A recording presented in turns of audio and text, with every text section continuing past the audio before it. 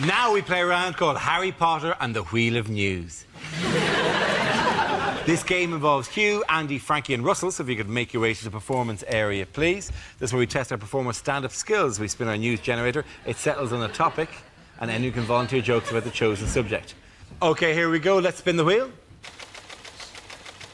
The first subject is alternative medicine. Can I have a volunteer to talk about that? Andy. Apparently, a lot of people trying to get into therapy at the moment. Other people knocking it, saying, you know, oh, well, you should just lose your inhibitions, talk about your problems to your friends. I thought I'd try this. I talked about my problems to my friends for a whole hour. Lost my inhibitions, also lost my friends. I now tell my problems to taxi drivers. 2 advantages in this. 1, it stops the taxi driver from telling you his problems. And 2, it's amazing how much quicker you get to your bloody destination. Well done, Andy Parsons. OK, let's spin the wheel again. The subject is the media. Who wants to come into that? Russell. I'll do that. I'd see, you know, the way I like getting the news is Radio 5 Live. It's fantastic, 'cause it's just news and nutters, isn't it? They'll read out, like, that was the Pope's view on abortion, and then, hello, Felicity Puddleduck here, livid and ill-informed. I'd just like to say those harlots who give birth to their children aged 2 that charge you to national service. I'm off to bake a cake. And sat there listening, and then the next night, David, are you out of your mind? Cloning? Think it through. 2 versions of me. Want to go out and commit a crime? Who gets blamed for it? Me! I'm doing a 20 stretch, he's banging my wife! Where's the justice? And you sat there listening to these nutters, and then the most ridiculous story. A man in Bristol's found the face of Jesus on a crisp. And suddenly, where with him? I couldn't believe how you put up my frazzles, there he was! Russell Howard. OK, the losers Hugh and Frankie. The next topic is sport. Do you know, I've heard a rumour that horse racing may not be completely honest. It's unbelievable, isn't it? But how do you stop the corruption? Well, one solution may be to call horses something like mafia-backed second favourite. Because if everyone did that, everyone would be confused, no one would know who to bet on, and the whole thing would be fair again. And they're off, and the first to show is blatantly bribe, followed by mafia-backed second favourite. They're just ahead of Dope to the Gills, Mysterious Limp, and just behind them, Out for a Canter, and I'll fall at the 5th. And as they come to the 5th, I'll fall at the 5th has fallen. I'll fall at the 5th has fallen at the 5th in a magnificent display of cheating. And they're coming into the final furlong. Mysterious Limp is slowing. Out for a Canter is clearly struggling, but coming through strongly is mafia-backed second favourite. And as they cross the line, mafia-backed second favourite has won it, which is remarkable, seeing as he has no head.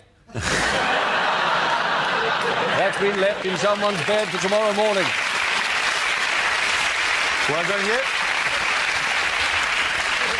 Well done, you. OK, Frankie, let's see what you've been left with. And it's environment. Didn't that used to be an advert for mints? Ryanair getting a hard time from the environmental lobby because they've launched a £7 flight to New York. Although, as always with Ryanair, it does land slightly outside New York, in Dublin. It's a pity we can't harness more natural energy, isn't it? Pity we can't harness the power of British moaning. Oh no, that moaning-powered light bulb's on the blink again. Oh no, there it is, back on. Everyone complained about the floods, didn't they? I like storms. I like thunder and lightning. What I like to do during a storm is shag my girlfriend and pretend that we're taking part in the conception of the Antichrist. Frankie Boyle, ladies and gentlemen. At the end of that round, the points go to Frankie and you.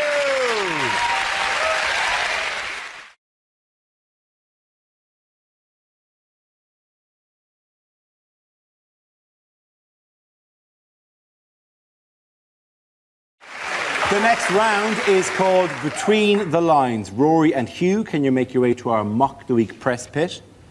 In this round, one player takes the role of a famous person making a speech, while the other says what they really mean. Rory, you are George W. Bush making his TV address to the nation.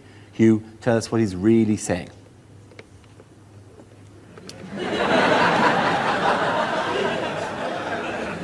My fellow Americans, People of Florida.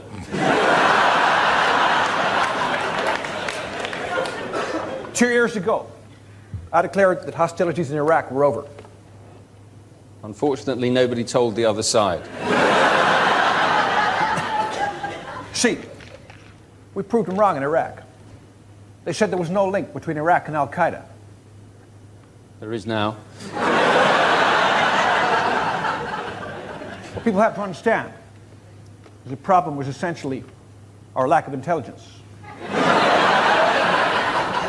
People have to understand. The problem is essentially my lack of intelligence.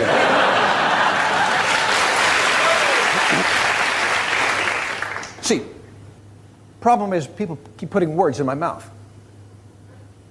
Imagine what it would be like if they didn't. Well, we will stay in Iraq until the job is done. We will stay in Iraq until the oil is finished. Very good. Both of you. Congratulations. Rory and you.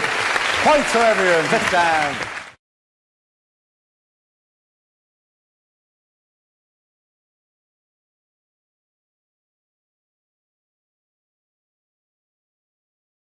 What have the government changed their minds about? The one this week is rubbish collection. They said that there would be rubbish collection once a week, and now they've gone back on that. It's going to be once a fortnight.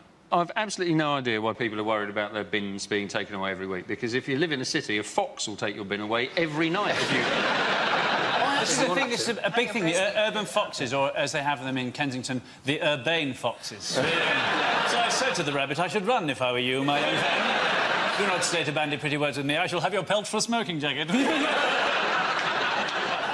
was the man who announced this policy, though? A man by the name of Eric Pickles, yes. who basically said it was the right of every Englishman to have the remnants of his chicken tikka masala to be able to put them in a bin without having to wait 2 weeks to have them collected. Have you seen the look of that man? That is a... How would he know? There we go. That is a man who has no concept of leftovers whatsoever. Do you think that when he said the remnants, he meant like that tin container that they got delivered in? Honestly, he would have eaten that. He would have eaten the bag it came in. He would have eaten the receipt and the leaflet with the new menu on it. And the delivery boy only got away because he was on a moped. Nice.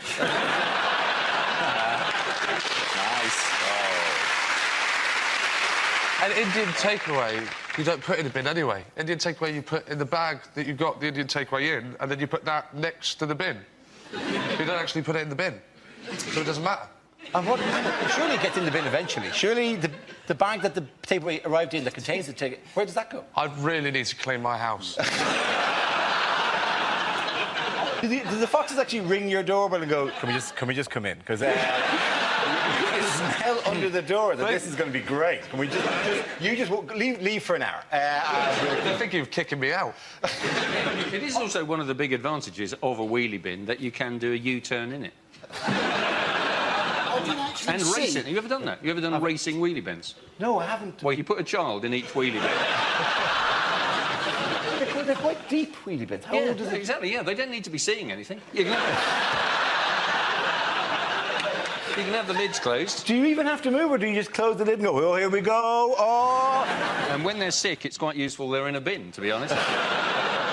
By the way, this is all a very funny chat about wheelie bins, but we're not saying you should really put children into a wheelie bin.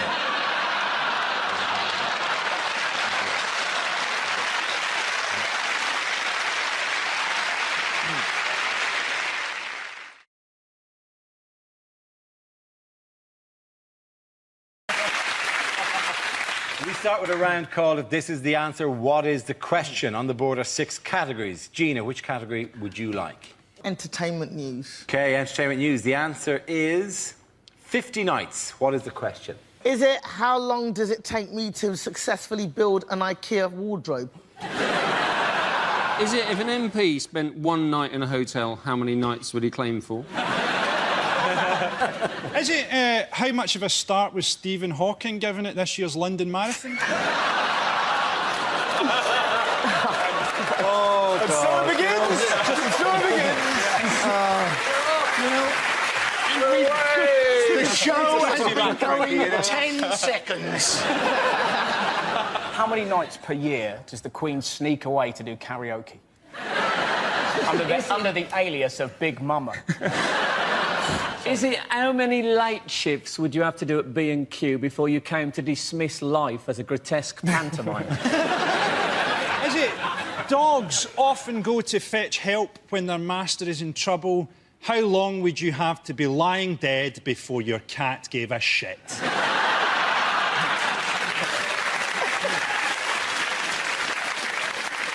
How long has Jackie Smith's husband been sleeping in the conservatory?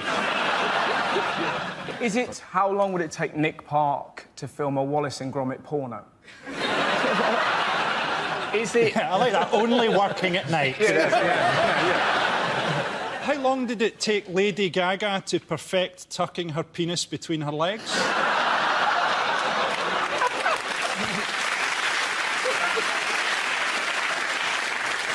Is it which themed disco evenings have the most restrictive age policy? 50 nights. No? Is it? Is it how long before we get the right answer to this one? I think I've got the right answer. No, don't do that. I haven't done a funny one yet. Stick around, right? Is it... Is it, generally speaking, what separates 51 days?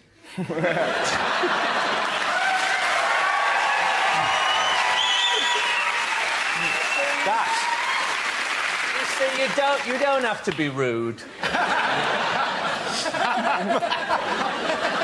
it the number of nights that Michael Jackson was going to play the O2 Arena? It is, of course, absolutely. Thank you very much, Danny.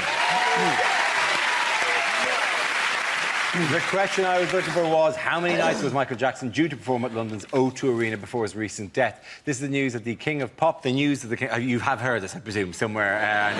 This is the news of the King of Pop, Michael Jackson, is dead. The 50-year-old star died suddenly following a cardiac arrest and was just weeks away from his This Is It tour in London. His death has left millions of fans in mourning. One devastated fan said, "I was at Disneyland when I heard he died. I didn't want to believe it. It was only when Mickey Mouse confirmed it to me that I accepted it." You know how in the future everyone will say, "Oh, do you remember where you were when Michael Jackson died?" Almost everybody will be able to answer, "I was texting a joke about Michael Jackson." Even the doctor that was announcing that he died had a look across his face like, "I've got one." He touched millions of fans. People are going to love this. But you could just... there was a bloke on the radio, I was listening on 5 Live or something, he said, brilliant, he said, "I'm really glad that he didn't do those 50 nights at the O2 because I think they would have killed him." People reacted to his death very differently, didn't they? I mean, like Jermaine Jackson was on the news saying that he wished that he'd died instead. Do you see that? Yeah. And I reacted differently. I wished that he'd died as well. There are, now that he's dead, 13 singles in the top 40. So the Spice Girls, they know what they've got to do, don't they? Now we play a round called Don't Stop Till You Get a Laugh.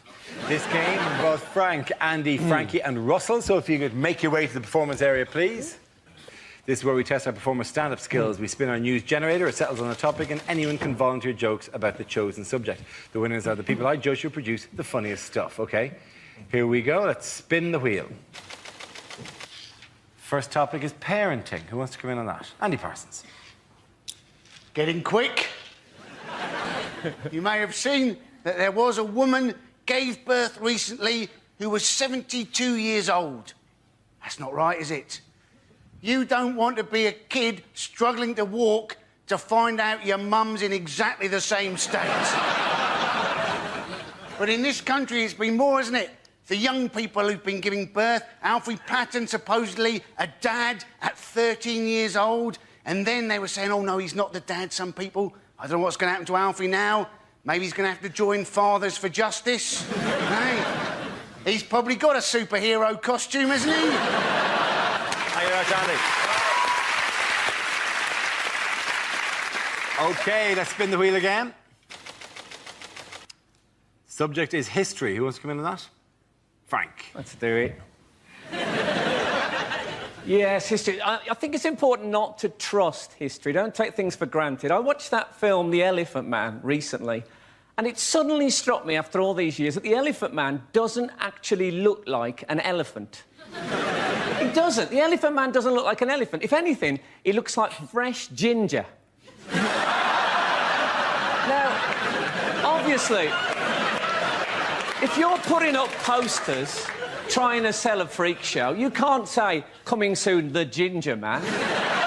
Or people are going to think, OK, they're not the best-looking people in the world, but I'm not paying to see one. Now, you can edit history now, right? They've brought it... Scientists have found out which part of the brain contains your bad memories, and they have developed a drug, you must have read about this, that can actually erase bad memories. It's what Ronnie Wood's 20-year-old girlfriend calls the morning after pill. Thank you very much, Frank.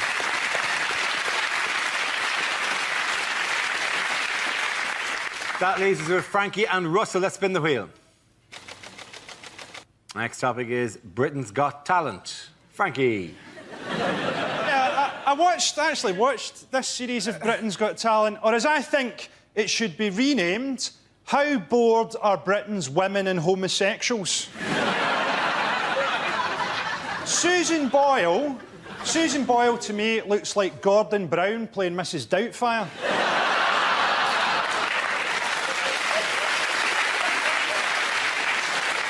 She was on Oprah Winfrey in America, and they subtitled her. And people in West Lothian, where she's from, were absolutely horrified, as many of them can't read. She says that she's never been kissed, and on that evidence alone, Scotland's alcohol problems are not as bad as first thought.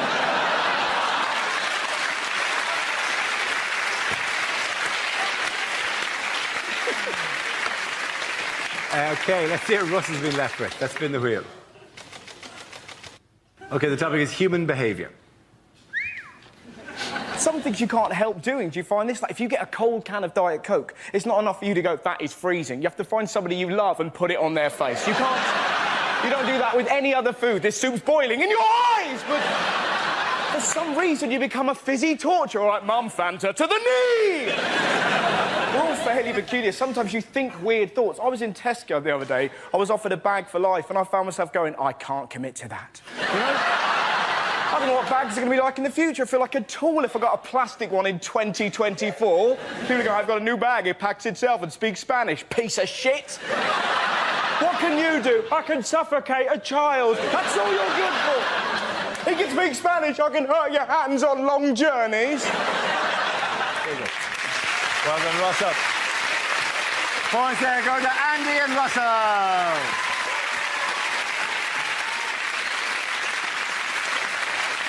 Our next round is called Headliners. Here's a picture of centre court at Wimbledon. But what does RBWF stand for? Is it really boring watch football? Regular bunch of white folk.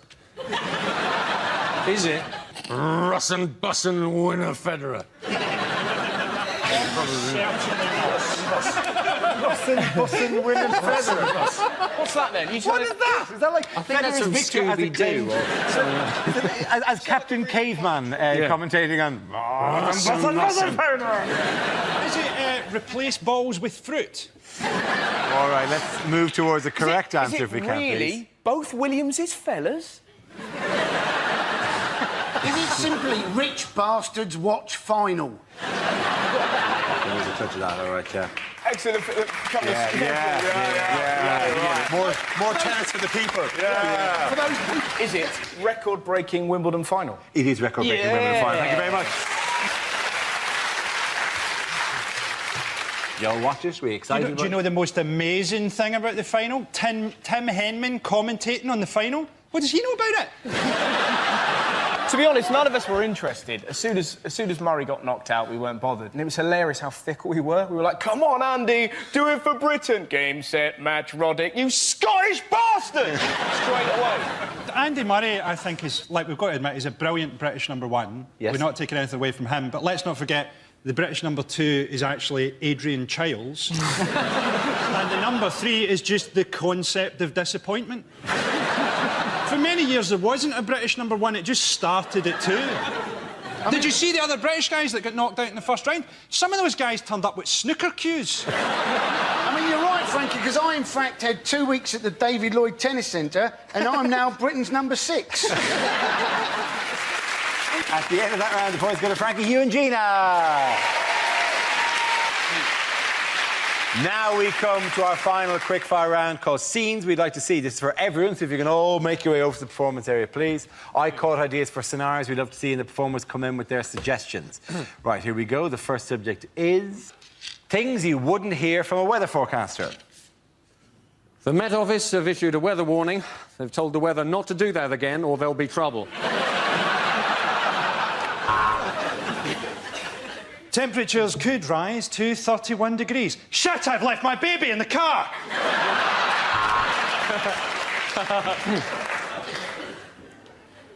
A hurricane tonight will be caused by low pressure and God's hatred of homosexuality. A huge depression over Scotland, and now the weather. And finally, a warning to hay fever sufferers. Don't come sneezing near me or I'll rip your face off. So, here's the summary. Monday shite, Tuesday shite, Wednesday shite, Thursday bollocks.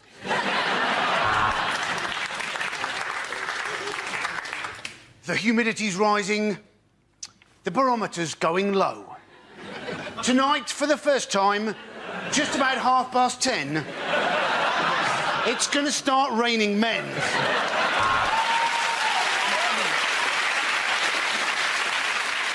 The outlook's bright for the weekend. I've got 3 grams of coke in my pocket and my wife's on holiday. Well, let's go to Carol on the roof of Television Centre. She's not meant to be there. She's just a bit depressed. This part of the country is going to stay hot and wet for quite some time because that's where my girlfriend lives. Oh, yeah. So, it's going to be between 17 and 21, but Berlusconi won't date older than that. It was raining cats and dogs last night. I should know. I was throwing them off my roof.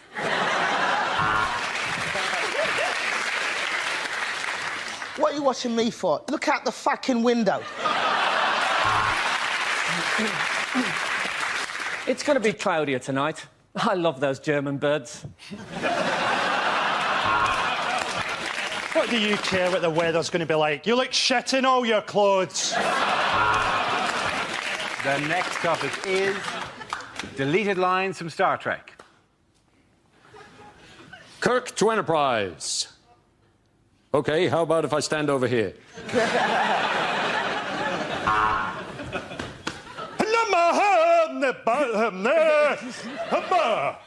Scotty, that's the most convincing your accent has ever been. Captain, I can see an alien ship approaching. It's not showing up on the radar. It's a circular vessel, some sort of lettering and number... Oh, no, sorry, it's my tax disc.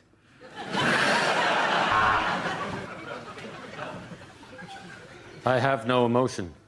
My mother was a Vulcan. My father was Gordon Brown. All right, which one of you ate my Scotch egg? This is the Federation of Gay Planets. Open your docking bay and prepare to be boarded. Tell you what, Spock, your towel is a lot softer than mine.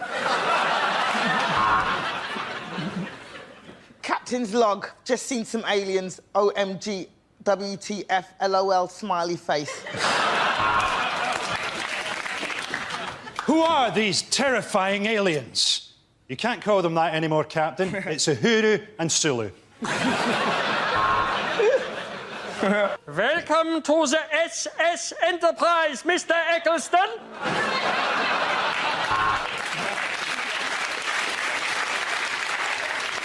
Now, which one of you put your red top in the washing with all the yellow ones? There's going to be some changes around here. They call me Captain Tatty Bojangles. What's wrong, Captain Picard? What's wrong? I'm a serious Shakespearean actor, and I'm talking to the ambassador of the fucking worm people.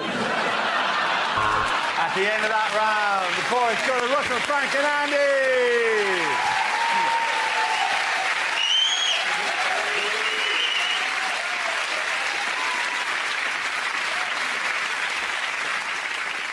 That's the end of the show. This week's winners are Andy Parsons, Frank Skinner and Russell Howard.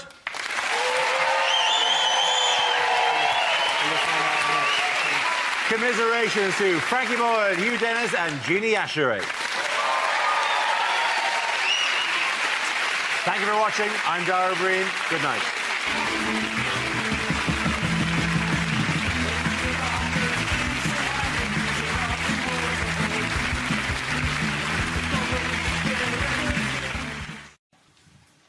Rejected exam questions. Which of the following is not a hydrocarbon? Kerosene, ethylene, come on, Eileen.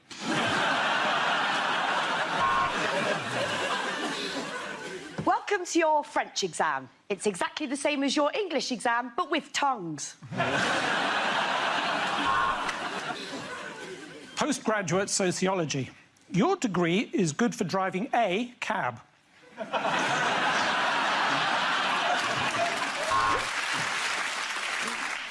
Draw the male reproductive system on this toilet door. Why do Mummy and Daddy not love each other anymore? Was it something you did?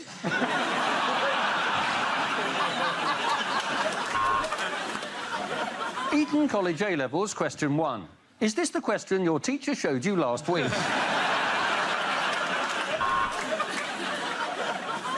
If Theresa has 330 seats in the Parliament and then she loses 13, how does she still have a job?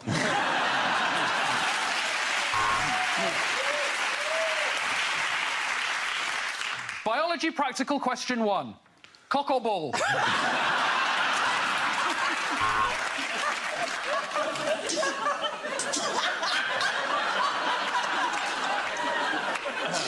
Psychology, question 1. How are you going to feel if you can't even answer this one?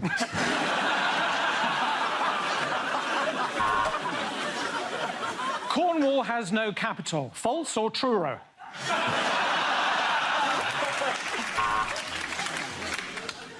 Identify this novel from the following quote. Welcome to Jurassic Park. Cockney Hardman exam question 1. What the fuck are you looking at?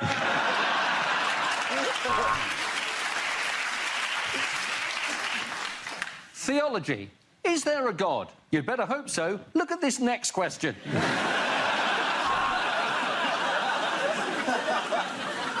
What is the sexiest of all the dance moves? Please show your twerking.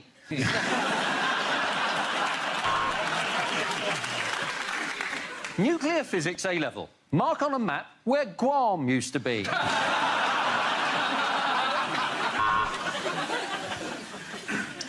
Write an essay about your favourite hobby, but write it in foreign.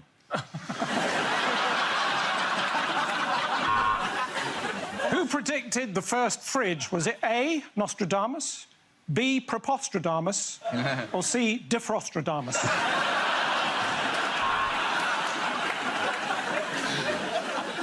Theoretical physics. Discuss the theoretical possibility of time travel. You have 1 hour, starting 3 hours ago.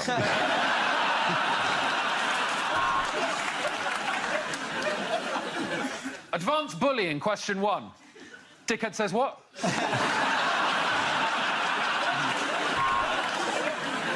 Discuss the use of symbolism in the Of Mice and Men books, which are, of course, Of Mice and Men, Two Mice, Two Men, and Of Mice and Men, Tokyo Drift.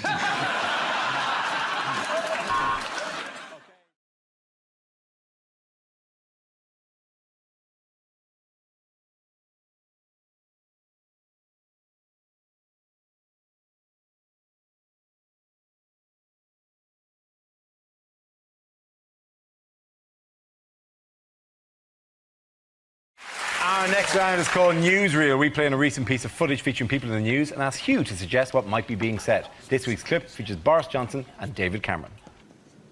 Ah, tally-ho, look out, posh boy coming through. I wonder if there's any grub. I'm absolutely starving.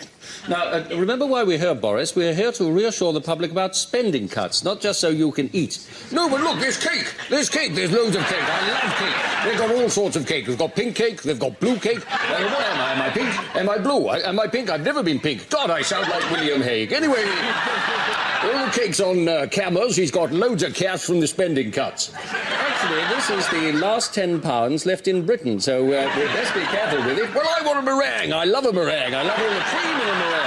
Well, why don't you share mine? I mean, times are hard. Well, I could, I suppose, but I have a rule. I have a rule. I never share anything with another man, unless, of course, it's his wife. There we go. Now, careful, don't get any of the white stuff up there. No, that would be very bad. Anyway. So, do you have any change? We were hoping to save some for the poor people. It doesn't really matter, but if there is some left over...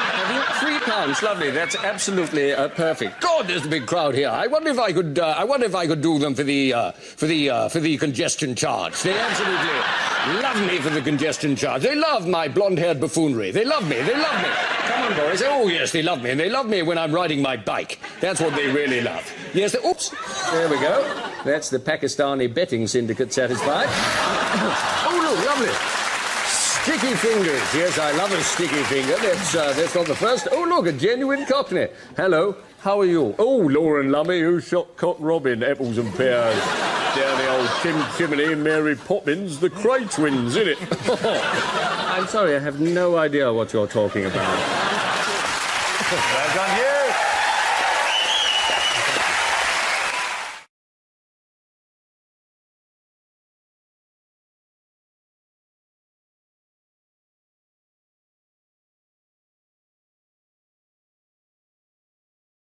OK, here we go. The first subject is things you wouldn't hear on a news programme. And the markets are as followed. £3 a loose banana there, £3 a juicy straw.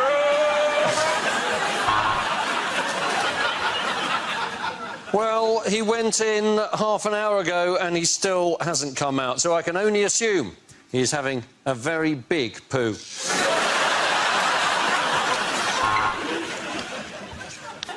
Sad news now. Wally has been found. His funeral's next week. No one knows where, but that's what he would have wanted.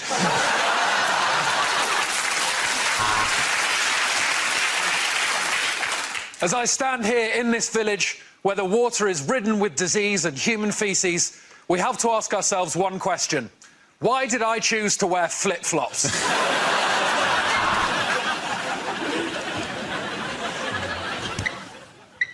Sorry, I just wanted to check something. I'm standing just a stone's throw from where the meeting is taking place. With thousands dead, there looks like no end to the bloodshed. I've been Holly Walsh for the BBC, reporting from Midsummer. Welcome to Fox News. The bastards have been through the bins again and shit on the drive.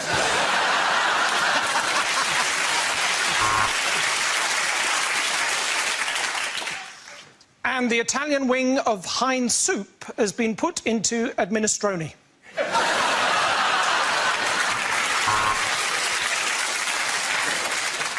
I'm on the scene where the search continues for the beloved pantomime star.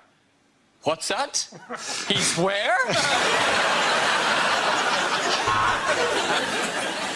The fighting here has been drawn out and bloody, but I have finally got my microphone back from that bastard at Sky News. We cross live now to the King's Road, where Jose Mourinho has no trousers or pants on and is telling the pigeons it's the referee's fault. And we've got Barry Chuckle on the scene of the crime. Barry, to you.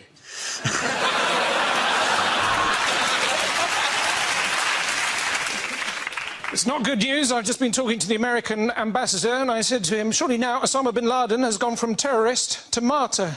He said, we say tomato.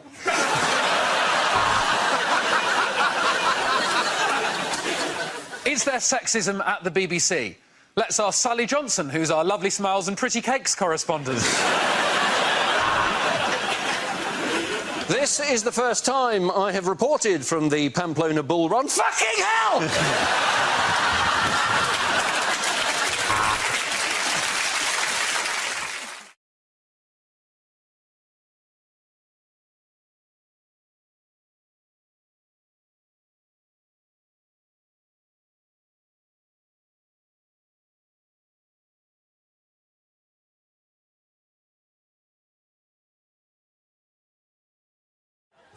There's just a small note from the desk that I get into my ear. Frankie, Hugh, just a tiny editorial just tweak. If we could have stuff which we actually can broadcast. Nobody mentioned that. They have been slagging off. Oh, cramp, man. It's just... Pulling it in each... Sorry, that's you really... managed to get a sports injury in the first 20 minutes of the show. Sorry. Morris, dance it off, Russell. Yeah, I can't, man. You've got to lie down. Get down! Get down! I don't know what's wrong. I'm not going to cry. I'm not going to cry. It's just telling that the two guests in the show ran to help while the regulars all sat here on our fat holes going, he'll bounce back. Sorry about that. There was a fly. There wasn't a fly. There genuinely was. There was a... Did you catch it? No, I didn't. What am I, the fucking Karate Kid or something? No, Is it, in the last round of Mock the Week, scenes we'd like to see, how many goes am I going to get to go before... To go? Before Russell interrupts me because I've mispronounced what I was trying to say.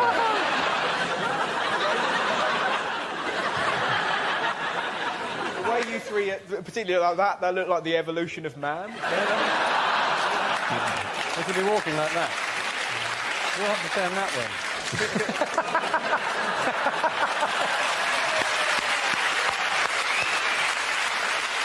Saying, weren't they, that Hurricane Katrina was down to... I'll start that again. What were they saying, I've got goo. I've got goo all over my face. What? Not the first time either. Don't say that, mate. Ding, ding. Yeah. Do you think I look like Pierce Brosnan with a mouthful of sweets? At the end of that round... OK, sorry, I'll do it without slouching quite as much. At the end of the round, bring me more. You should be ironing your shirt, right? You just there. In a vest, like a fat Marlon Brando at the end of his career. Just, what? Oh, yeah, points for Russell, and then back. As it's the last week, let's just have you with, like, a rotisserie chicken.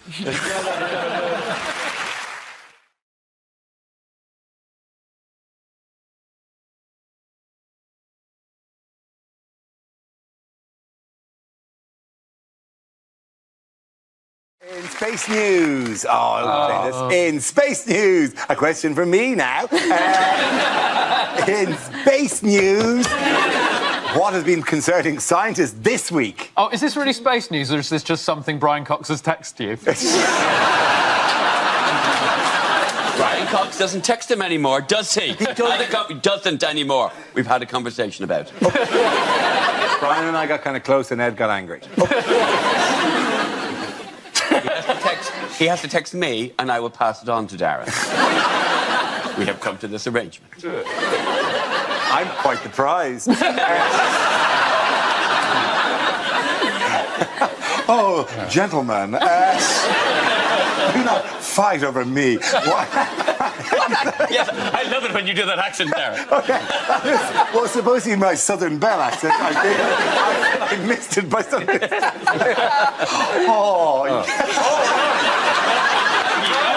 Really not good at accents. But let's give it one more go. Howdy. In space news, what has scientists been concerned about this week? Asteroids, near-Earth asteroid collisions, no? Yes, absolutely. And what do they plan to do about them? They think that they could... That, by the way, that, we should just reassure you, is an artist's impression. We now go live to outside. That's not Tim Peake's view from the space station. They're trying it on a specific asteroid, which is called, I think it's called Diddy Moon. Diddy Moon? It's difficult to be afraid of something called Diddy Moon, isn't it? I think we'd be a lot more terrified if it was called, like, Mega Dynamite Fuck Rock or something.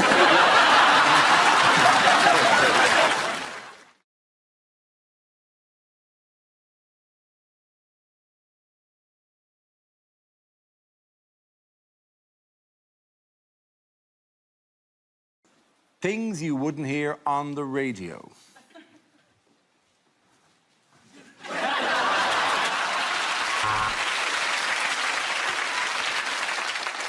This is the Radio Novichok. Don't touch that dial.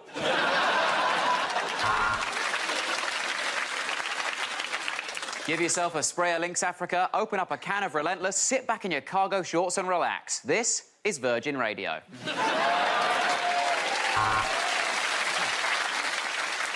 And with the time now at 3 a.m, it's probably time to just stare into space and think about where it all went wrong and maybe have a bit of a cry.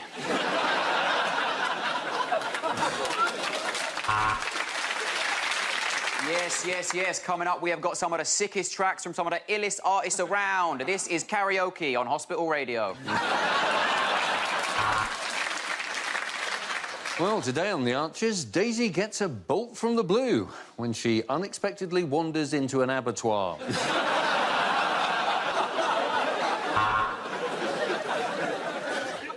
Viking, Dogger, 40s, White. Oh, sorry, that's not the shipping forecast. That's my Tinder dates bio.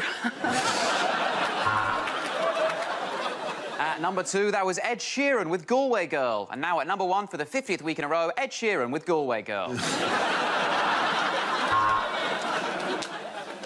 And now the long-range forecast. It's going to be quite windy.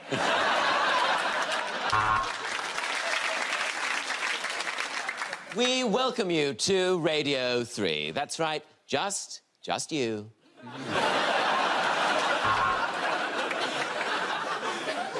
And now it's time for Thought for the Day. Nope, it's gone. Well, this is Gardener's Question Time, and a big welcome, especially to our younger viewers, like 92-year-old Enid from Surrey. And next on Radio 4, it's Woman's Hour. And after that, 23 Men's Hours.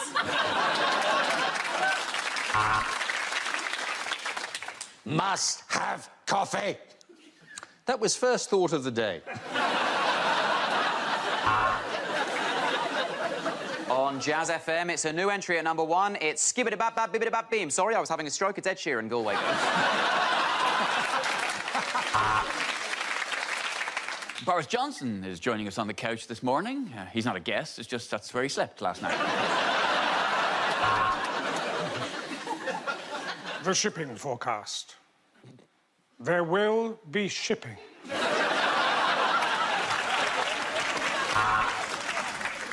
And we interrupt this broadcast to bring you the tragic news that Aretha Franklin has sadly passed away. And what better way to show our respect for Miss Franklin than with Galway Girl by Ed Sheeran.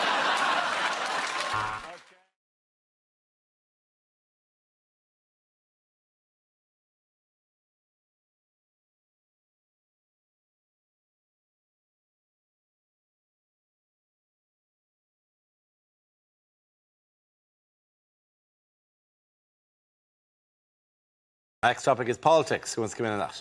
Any persons? So, we have a Liberal-Conservative coalition. It makes no sense, does it? Two words that mean completely opposite things. It would be like having the Whig-Baldy coalition or having voted for the no-swearing arse party.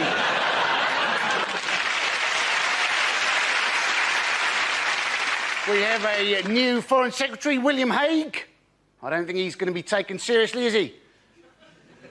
Every time he goes to Afghanistan, they're just going to think, oh, it's Ross Kemp on another undercover show. I mean, at the moment, you know, we'll never know, will we, exactly how much Bigotgate affected the election result. Why didn't Gordon Brown just answer Gillian Duffy's question? All she said was, those Eastern Europeans, where are they coming from? Now, even I could have answered that question. Thank you very much, Danny Parsons. OK, that leaves us with Mickey. Let's see what topic you've been left with. Let's spin the wheel. And the topic is food. Oh, there you go. Now, this is one of my favourite topics because I absolutely hate restaurants. And my wife loves restaurants. She's middle class. She's been skiing and everything. And she loves a restaurant. She says, can we go to a restaurant at the weekend? And I say, yes, we can. And we're barely there 2 minutes, and she's like, isn't it a lovely ambiance? And I say to her, I don't know what you're talking about. I've worked out what an ambiance is. It's a night out about poor people, isn't it, basically? It's people with a few quid to say, can we just have one night out about the poor people turning up? You know what they're like. They'll be banging spoons together, singing Mailman's a Dustman, creating an atmosphere. We want an ambiance. So we try and enjoy the ambiance. But something's happened spoiling it for me. There's no tomato sauce on the table. Creating the situation when my wife looked at me, she said, you're going to ask for tomato sauce, aren't you? I said, yes, I am. Because I'm going to have the risotto. You can't eat risotto without red sauce, it's too dry. It's a health and safety issue. You've got to zhuzh it up with a bit of red sauce, right? So I thought, I'm not having it. I said to the waitress, excuse me, do you have any ketchup in the building? She's looked at me like I'm the worst pleb God has ever put breath in. She went off to the kitchen and I saw her making her way back with a pot about that big, about 2 chipfuls of tomato sauce.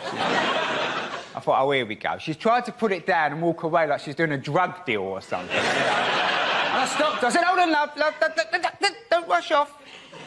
And I took a sip of it.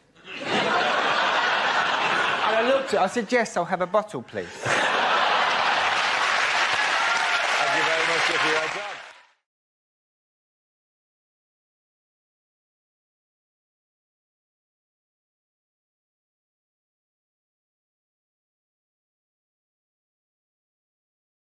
OK, here we go. The first subject is things you wouldn't hear at a school assembly.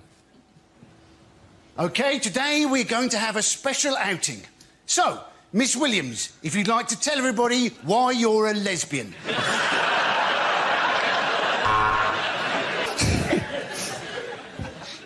We welcome a new member of staff today. He has no arms and no legs and no body, and we will call him the Head.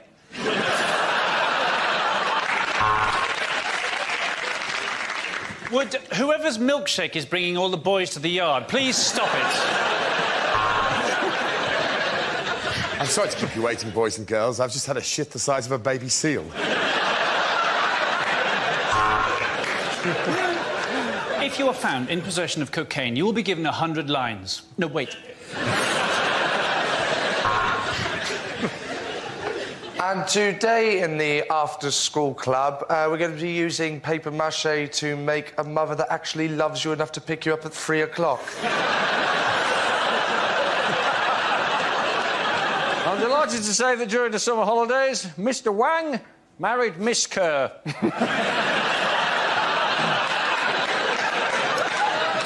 His nickname will remain the same.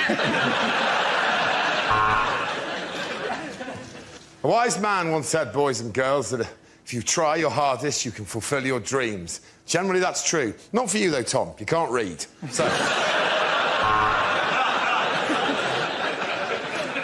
And today, everyone, we have a new boy. Now, for some reason, whatever reason, he's been to a lot of schools, so be kind to him. Will you please make your way to the front? Richard Poo Willie. A word about registers. Most of the staff are on one.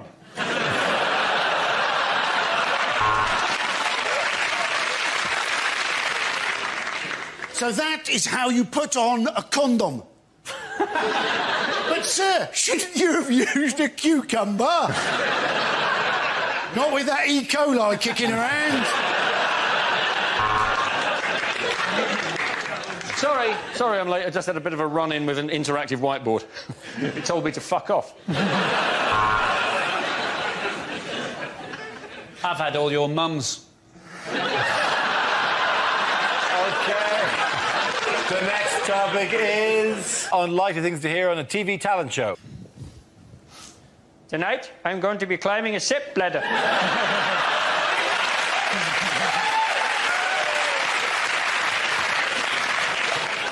You're right.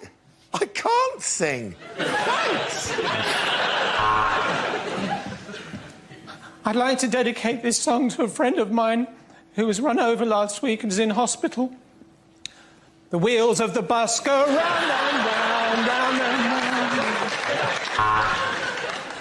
I've got an ability that no one on this planet has. That's Ant, that's Dec. It was like Elvis was in the building. You're fat and there's a stench of death. Oh, Peter, it's not what everyone would call entertainment, but you are one hell of an assassin.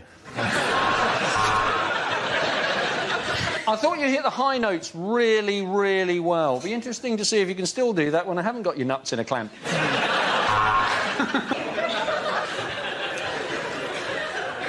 Oh, where's my double act partner? Oh, he's in here. Feeling nothing more than feeling, trying to fall. When you said you were going to ride a donkey...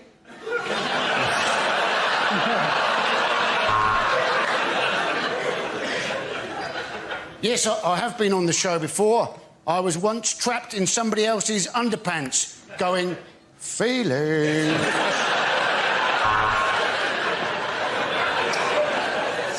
That was an exceptional performance, and the way that you have overcome your blindness is truly inspirational. But this is a chip shop, the X Factor audition. I'm going to be honest with you. I think you're all terrible, OK? All of you, you're completely dreadful. I don't know what you're doing. Especially you, Hasselhoff. What have you done since Baywatch?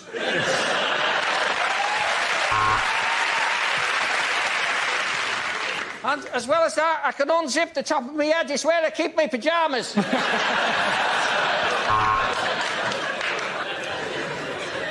I know you said you were a Gary Glitter tribute act, but we weren't expecting you to do that. Unlikely things to hear on a history documentary. The Russians had Lemsip. The Americans had night nurse. This was the Cold War.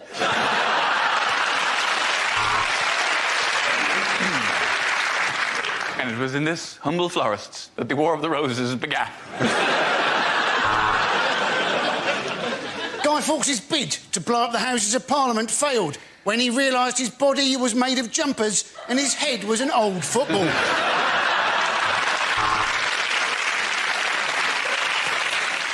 Tonight on Bruce Forsyth's History of Britain, Boadicea, Decea Bode!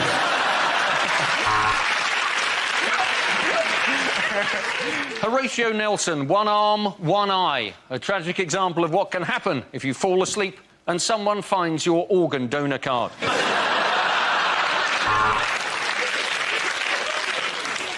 Welcome to Biggest Historical Boobs with me, Katie Price.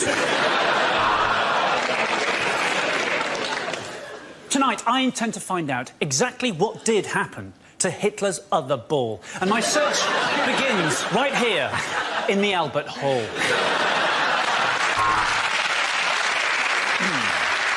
And on Time Team tonight, we're in Stratford on Avon, where we've uncovered loads of monkey skeletons and some typewriters. When Hitler started writing Mein Kampf, he intended it to be a light-hearted romp called Carry On Camping. John F. Kennedy, Indira Gandhi, John Lennon. If history teaches us anything, it's that if you don't want your child assassinated, don't name them after an airport.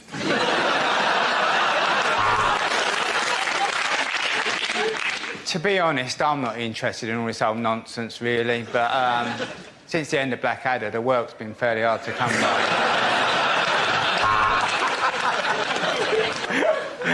It's hard to believe that this crumbling old ruin presented weakest link for as long as she did. Of course, the Bronze Age was the third best age in history.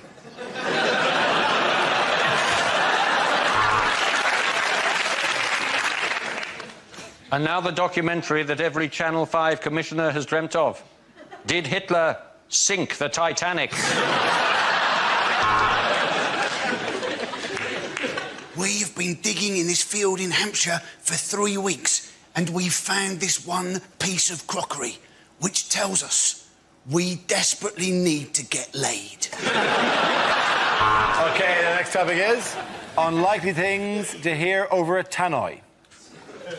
We apologise to customers who have recently alighted at Northampton. I opened the wrong doors.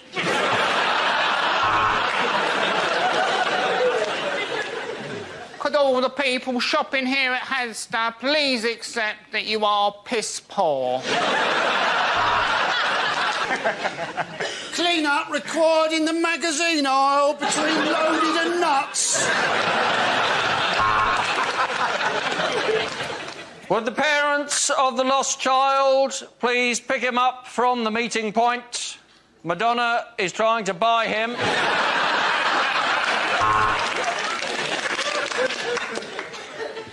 I'd like to remind customers that our special offer this week is 100% off German bean sprouts. If you would like to upgrade to first class, then you should have worked harder at school and got a better job. Could the small boy holding the owl stop running at the wall between platforms 9 and 10?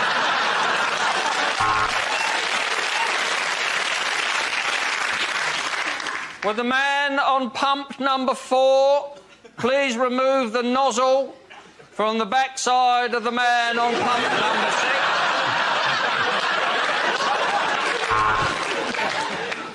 Could the owner of the Ford Fiesta 1100 in the car park with the tinted windows and the go faster stripes sort your life out, mate, will you?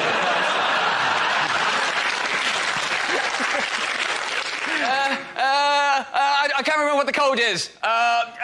Would Mr. Fire please report? Please report to the kitchen. That's Mr. Out of Control Fire. Please report to the kitchen before it's too late. I don't want to start a panic.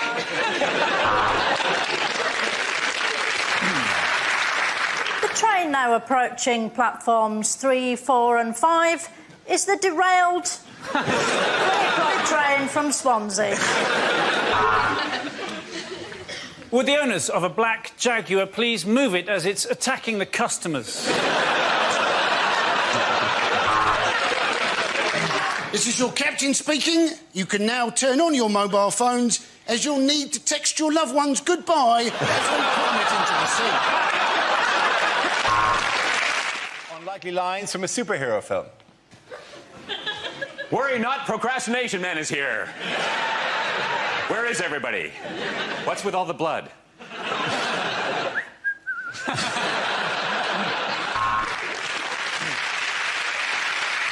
Catwoman, what did I tell you about not shitting in next door's garden? I am Big Society Man. I could do it for you, but I'd much rather you did it yourself. Prepare to meet a new breed of sex-change superhero in the X-Men. Yes, I do believe a man can fly, but only if he's carrying under 100 mils. I am Parking Review Man. Where's my check?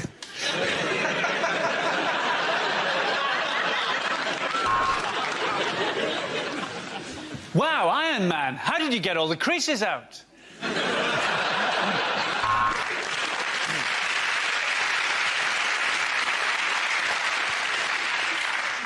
Just call the police.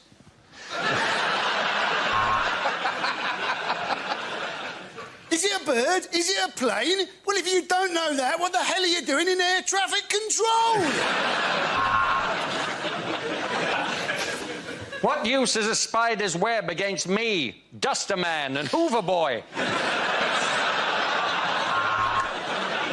Hello, I'm Batman Begins. I'm sexist, I'm racist, and I drive like an arsehole. I am White Van Man.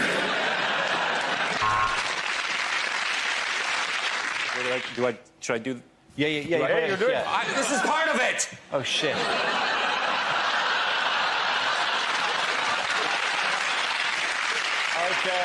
the next topic is unlikely things for a continuity announcer to say. And now, to upset children everywhere, it's Peppa Pig in pepper sauce. Oh, God. Oh, God. And Nigella will be back at the same time next week. Up next, Ryan Giggs appears on Footballers' Wives. Next up on Channel 4, live from Switzerland, it's Come Die With Me.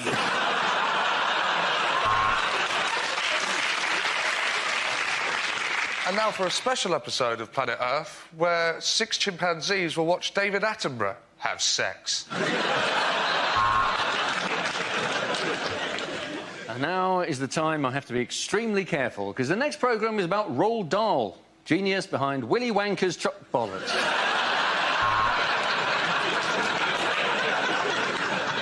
Next on the History Channel, World War II in colour. Look away if you don't want to know how it ends. Just to clear up some confusion for our regular viewers, ITV 2+1 is not the same as ITV3.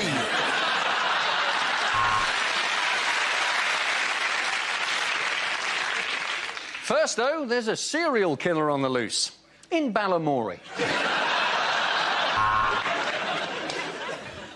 If you've been affected by some of the issues in EastEnders, they must have been acting it better than they usually do.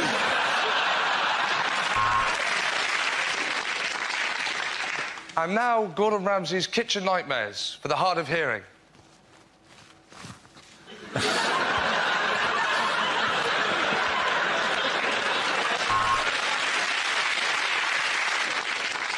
You're watching the Dignitas channel. For God's sake, don't press the red button.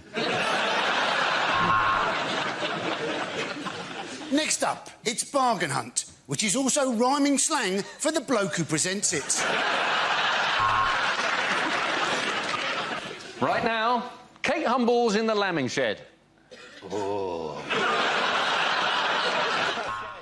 Unlikely Agony aunt letters. Dear Deirdre, I have recently become obsessed with a woman and begun stalking her. Look out of the window.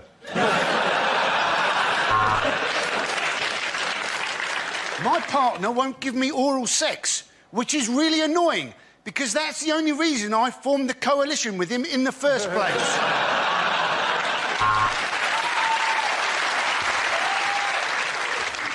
My wife says I don't feel anything, which is a problem. And there was something else. Oh, yes, I'm on fire.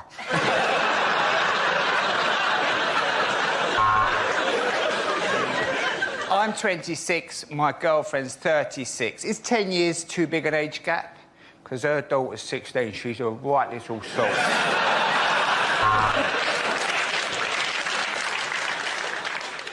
I have recently met a woman who makes me feel young again. She's 167.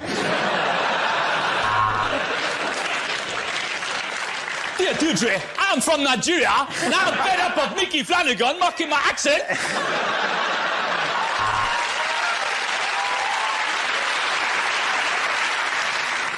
Dear Auntie, I'm a very, very nervous person, and sudden noises really startle me. In fact, even if I hear a buzzer, a bit of wee comes out.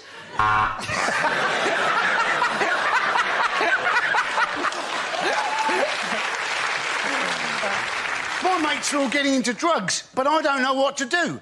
Should I charge them mates' rates or just normal prices? Dear Deirdre, I am a control freak. What should I do? I'll tell you what I should do. I am 96, but I'm convinced that young women fancy me. Do I have penile dementia?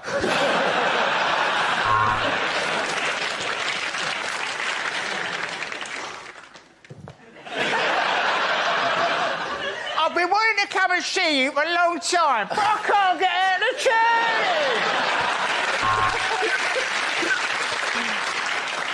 I am a man trapped inside the body of a woman. Could you tell us, please, how to get out of position 43 of the Kama Sutra? I work in the public sector, and I'm really worried about my pension. OK, the next topic is unlikely things to hear at Wimbledon. Well, at 2 sets down, let's see what he's got in his locker. He's not going to be there for about 20 minutes. I've got a crowbar. Serena Williams has been seeded. You've got to admire the bravery of that bloke. Hello, I'm Sue Barker. You may remember my father, Chew Barker.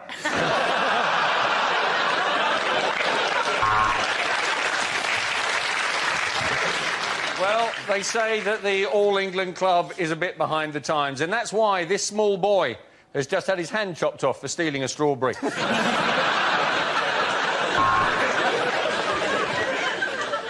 I am a tennis umpire and gay, and it wasn't easy to come out.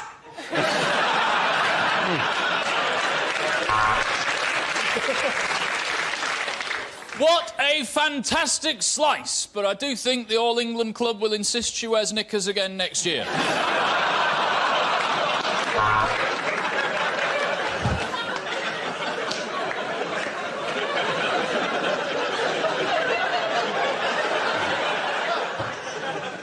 Fuck off, Tim! Well, how did the umpire get up there? I think he must have used a set bladder.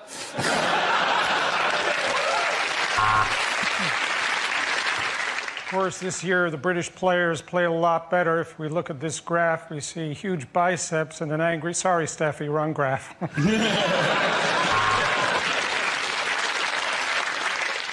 And for any of our Scottish viewers, what you can see there in that glass of Pimm's is fruit. Andy Murray here. Andy Murray not being able to make it here today, but we do have his cab driver on the other line. Can you tell us what's occurred? I can't get out of the chair!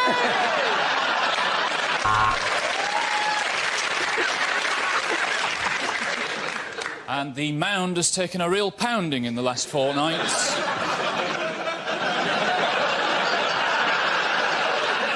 I think the All England Club are fine with it as long as it doesn't affect her tennis.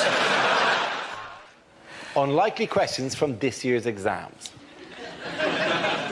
Discuss the metaphysical meaning of the following poem. My friend Billy has a 10-foot willy.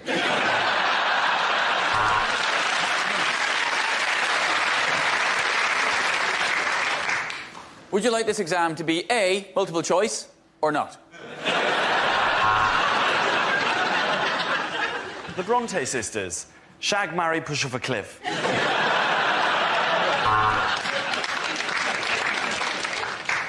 Discuss the following. The Nazis got all their ideas from the History Channel. Who's the chap in the A team who would not get on the aeroplane? Was it A, B, or B, A? If a bank loses £60 billion in a 6-month period, using numbers that you've plucked out of thin air, work out what the chief executive's bonus will be.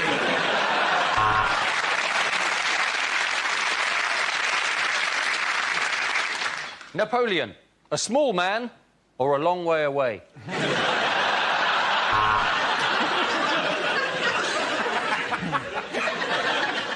Quantify n in terms of q when q is a positive integer that dissects a parabolic curve. How's your lucky pencil case now?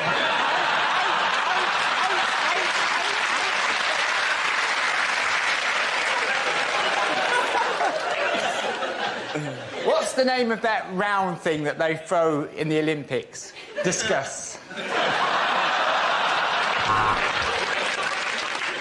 Poetry. Is it all a bit gay? Draw a diagram of the genitalia of the male elephant. Use all 30 sheets of paper provided.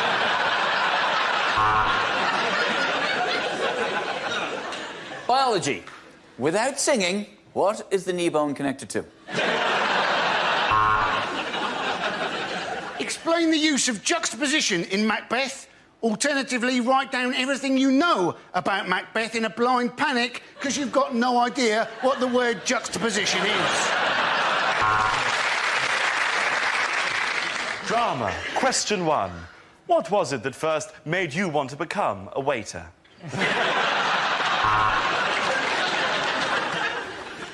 What is your PIN number? OK, the next topic is unlikely things to read on a motorway sign. For Middlesbrough, take the exit marked hell and then lose the will to live. Accident. You were one. Love, Mum and Dad.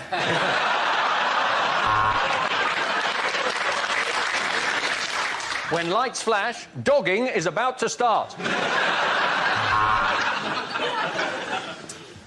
There may be trouble ahead. Prepare to face music and dance. You are now 200 metres beyond the junction that your piece of shit sat-nav is telling you you're approaching now. For those of you looking for more safety tips, text now. Beware, giant scissors coming towards you along the dotted lines.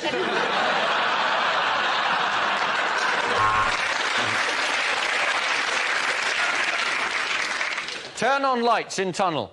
They're on the right, just above the entrance. Turn off the sat-nav. Use the force, Luke.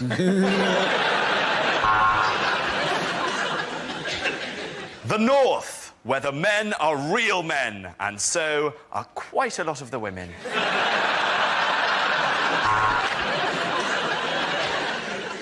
If you can taste this sign, it means you've crashed into it. Throw banana skin behind car now. Super Mario and Diddy Kong approaching from rear.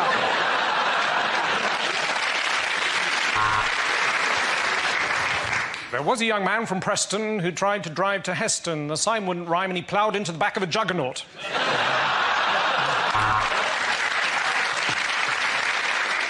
Pick us up a pint of milk, Tell. Thanks, Trace.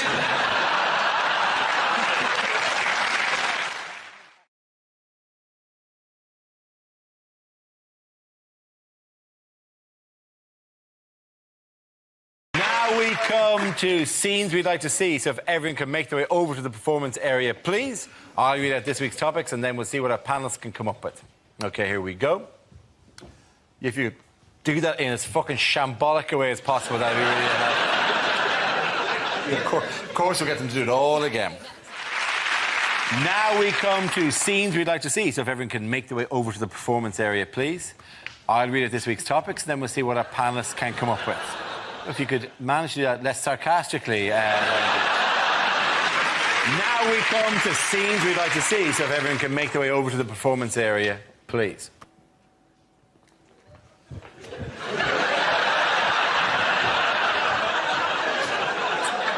Yeah, you don't do it again. Look, he naturally... Walking like you're naturally walking into the position. It's my normal walk. Yeah, no, 2 inches that way. What? I'll give you 2 inches. Now. Thank you, I appreciate it. OK, here we go. The first subject is unlikely things to hear on a history documentary. Sorry, apologies. Harsh. My fault. Sorry, do you want to walk back and walk back out again? My fault. No, it's still valid. It's still you. It's still you doing it. No one will step in. I'll go back a little promise bit. you. Go back all the way. I'm sorry. Itchy trigger finger. I apologise. Oh, now I'm so tempted to do it again. Yeah, fine. Very much. Very important that part of my head looks fantastic at all times. Yeah, thanks, Rob. Yeah. That's why I plucked all the hair off, just to make sure that it received all the attention it deserved. Wayne Rooney's a pussy. OK, at the end of that round, the points go to Alan Hugh and Hamilton! Wow. OK, can we do that again without you whining like a fucking child, right? Go back there. Christ almighty.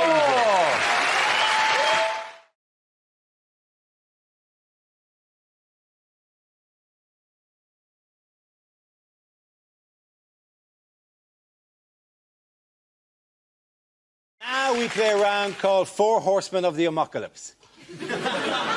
This game involves Lucy, Greg, Andy and Russell, so if you could make your way to the performance area, please. This is where we test our performers' stand-up skills. We spin our news generator, it settles on a topic, and anyone can volunteer jokes about the chosen subject. The winners are the people I judge to produce the funniest stuff. That is just against nature. OK, here we go. Let's spin the wheel. OK, the first topic is Britain. Who wants to come in on that? Yes, I love Britain. Do you? Kind of. I think Britain's amazing, but I think we're quite hard on ourselves. Like, if you go to America and you do shows, they always get this thing where you go on stage in America, like in Chicago, and you say, oh, so what's Chicago like? And they go nuts. They go, woo, yeah, Chicago, woo, woo, woo, for about a day. And then you come back over to Britain and you go to somewhere like Birmingham and you say, oh, so what's Birmingham like? And they all go, oh, it's a bit shit. I live in London, in Britain. I live in Kentish Town, which is lovely because it is actually like a Kentish town. Unfortunately, the town in Kent it's like is Maidstone, which is crap. North London's quite posh, though, because there's a hairdresser's near us, which is called the Elysian Fields Hairdressers. Oh, it's where heroic hair goes to die. You know, where I used to live in South London, the hairdresser was called We're Going to Cut You, Slag. Thank you very much, Mr. Porter. OK, let's spin the wheel again. The subject is sport. Who wants to come in on that? So, hey, Freddie Flintoff, how drunk would he have been on Monday night? That's all I've got on that one. We have got a great new British hope for our sport, though. Laura Robson, Britain's tennis, 15 years old, both her parents Australian. We don't mind immigration when they've got a bit of talent. We object to people sneaking into Britain on a rubber dinghy unless they can do it really bloody quickly. Thank you very much, Ali Parsons. OK, that leaves us with Greg and Russell. Let's spin the wheel. The next topic is education. Who wants to come in on that? Russell. I remember school being fun. I think my favourite moment ever in life, pretty much. There was a girl in our school called Lydia. She was trying to make her calculator work. She was repeatedly knocking it against a desk. And after about an hour, our teacher went, Lydia! How would you like it if I banged you against the desk?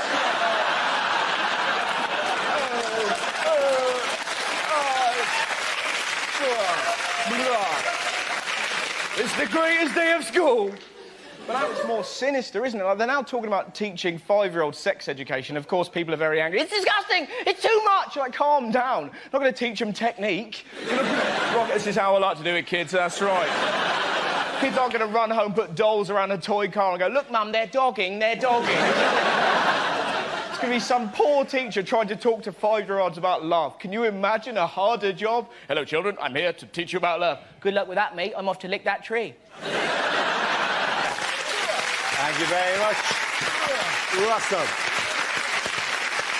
OK, Greg, let's see what topic you've been left with. Let's spin the wheel. And the topic is the human body. I have to tell you that being a tall man in this country is tedious, ladies and gentlemen. Tedious, because in small towns throughout the country, there are a series of jokes prepared by the locals on our behalf. I'll be walking innocently into a local pub or down the street, and I'll get several jokes. One of the jokes might be this. Just to give you an example of the level we're talking about. Another joke might be, what's the weather like up there? It's freezing. There's a massive climate change in this amount of space here, you toothless buffoon. And probably the most offensive example of this. This is genuine. I was at a cash point, and there was a little old woman in front of me at the cash point tapping away with her claws, and I'm sorry, I'm just quite angry about this. And when she'd finished, bless her heart, she turned around, and she hadn't seen me, she turned around and she went like this. Oh! Maybe not that sexually. She said, oh! And then with no hint of irony at all, she asked me this question. Would you like a job at my house, changing light bulbs?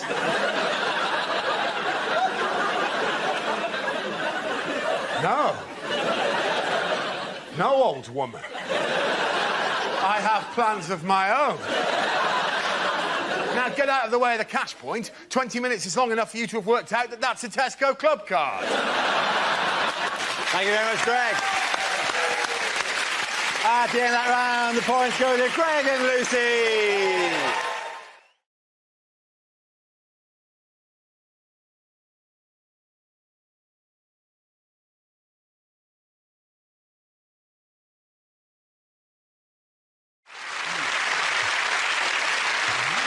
We start with a round called it This Is the Answer. What is the question? On the board of 6 categories. Chris, which category would you like? Sport, please. OK, the category is sport. The answer is 736. What is the question?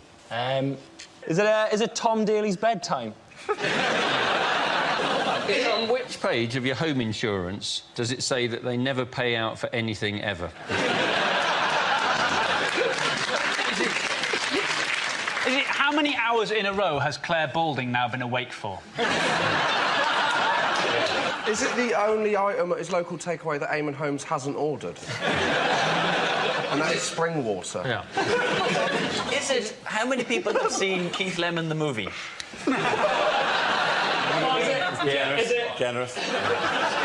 Is it if you saw Pythagoras in concert, name one of the old numbers he might try and do?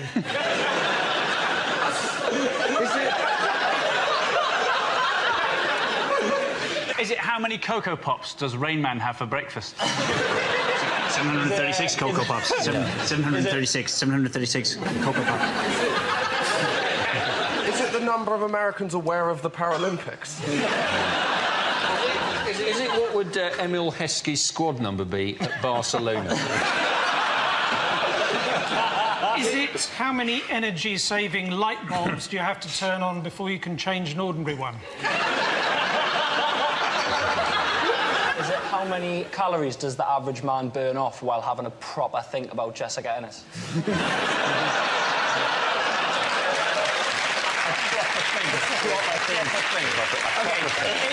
That's a new phrase, a proper think. There's nothing worse than when you get caught by your parents having a proper think, is there?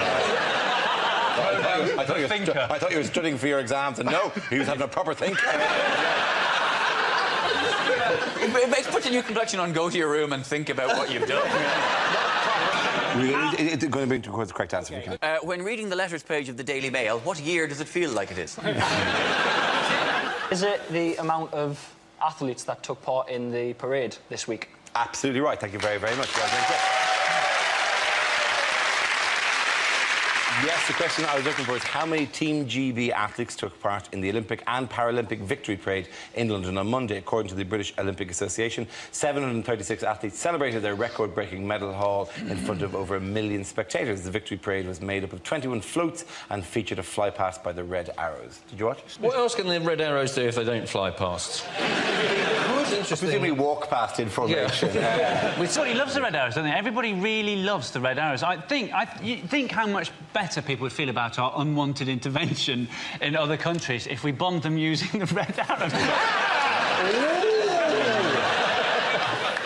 I went to the Paralympics. It was very exciting. It was quite complicated. You get used to, because I didn't know anything about it. And the first race I watched was the... because, you know, they had those grades, and so I watched the S6 swimming. And I was like... they said it, I was like, the Essex swimming? I mean, I know that's frowned upon to be from Essex, but that is not a disability. She's slightly slower because her vajazzle will hatch in the water. The pool just looking like a weak gravy off all the false...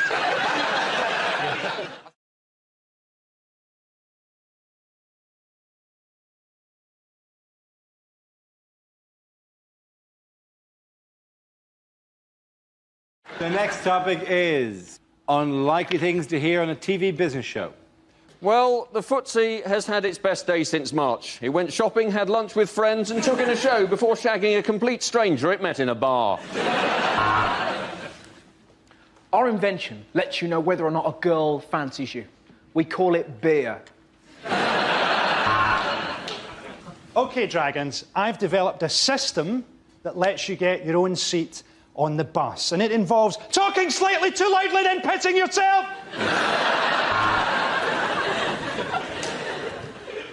This morning, I'm asking for £500,000. And with that, I will buy 500,000 lottery tickets.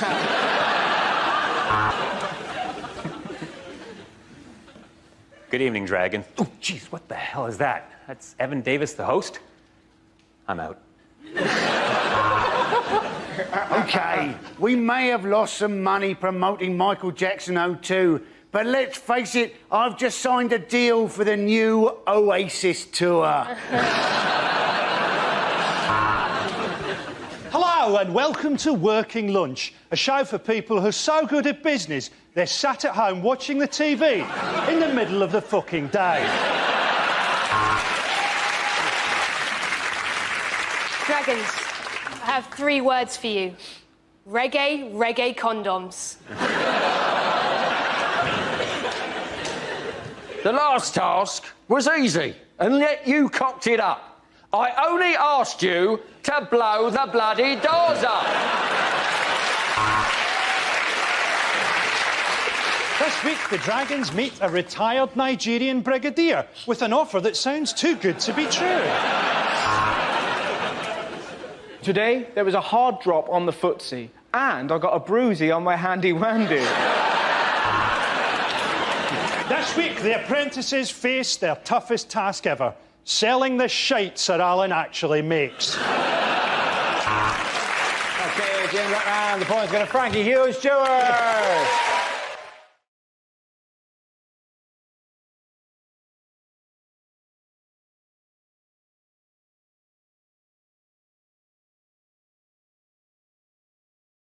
They were holding it in Northern Ireland, weren't they? And I suppose one of the advantages of holding it in Northern Ireland is if they do have any anti-G8 protesters, people in Northern Ireland are just going to laugh at them, aren't they? You know, call that a protest. We'll show you a protest. It's good for the protesters themselves, because I would imagine Northern Ireland is one of the best places to find a cheap second-hand balaclava. I did a tour last year and I was talking about the riots in London, and there was a point where I would go, "Did you see the riots?" to the audience, you know, and Northern Ireland, in Derry, they went, "Riots, my hole." It was like a genuine civic pride in how much better their riots were than the riots. One bloke shouted, "That was a shopping trip." And the reason I brought up always is because there's one thing when it comes to riots, and this may have been like in their mind. There's one thing that they have in Northern Ireland that the rest of the UK don't have when it comes to riots. Do you know what it is? A loyalty card? No. Hello, John. Hello, yeah, back again. Looting you again. Yeah. A genuine grievance? No, a piece of equipment. It's actually the UK's, but they're all stored in Northern Ireland. It's water cannons. It's water cannons. But they could make those friendlier by popping a Barocca in. Hang on, if you put a Baroque into a water cannon... You just get friendly foam. It'd be like a disco. Everyone would love it. So it'll be orange. It might be a bit antagonistic. Yeah. All of the UK's water cannons are stored in Northern Ireland. The funny thing is, if you ask that in Northern... Everyone in Northern Ireland knows that. If you ask, hey, why were there no water cannons in the London riots? Everyone in Northern Ireland knows what. But if you ask in, say, Northampton, why were there no water cannons in the London riot? The genuine first answer was hosepipe ban. As if they didn't use it in case middle-class people pretended to riot to get their... Oh, come on, I'm rioting! Yeah. I'm rioting near the begonias. I'm rioting here.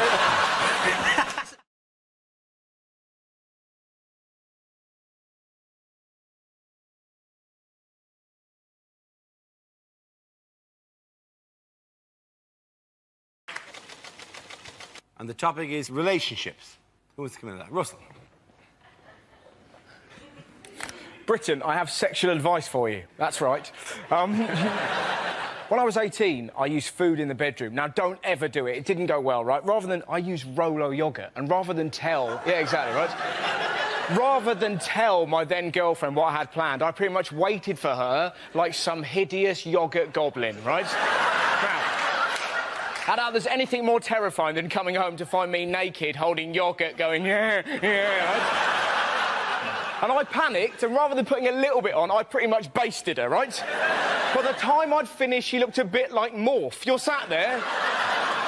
I created an angry meal. You don't know where to start licking. You don't want to lick randomly, then she looks like she's got an illness. So, I did foot up to knee. That took me an hour. And hours, I was just... She looked like an angry gingerbread lady who'd had her leg dipped in Tipp-Ex, right? It didn't end there. I was like, I can't help you. The door opened, one of my dogs ran in and started licking the other leg. Never use food in the bedroom. Thank you very much, Russell Howard. So that leaves us with Stuart. Let's have a look at the last topic then. And the topic is family. Stuart. Before I rock the microphone, I want to I want to dedicate my performance to my father, who was a roofer. So, Dad, if you're up there.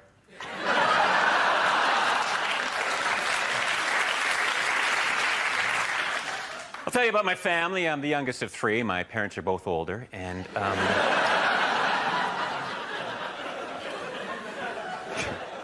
have mixed-race parents. My father prefers the 100 meters, and my mother's Pakistani.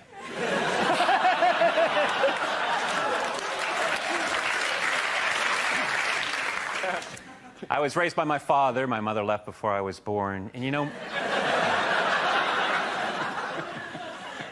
I like being raised by my father. He's schizophrenic, but he's good people. I remember one summer I was 5 and he was Mussolini. Went to the park that day. I love parks. Standing in the park today wondering, why does a Frisbee appear larger the closer it gets? And then it hit me. My uncle's a hypnotist who has never inappropriately touched me.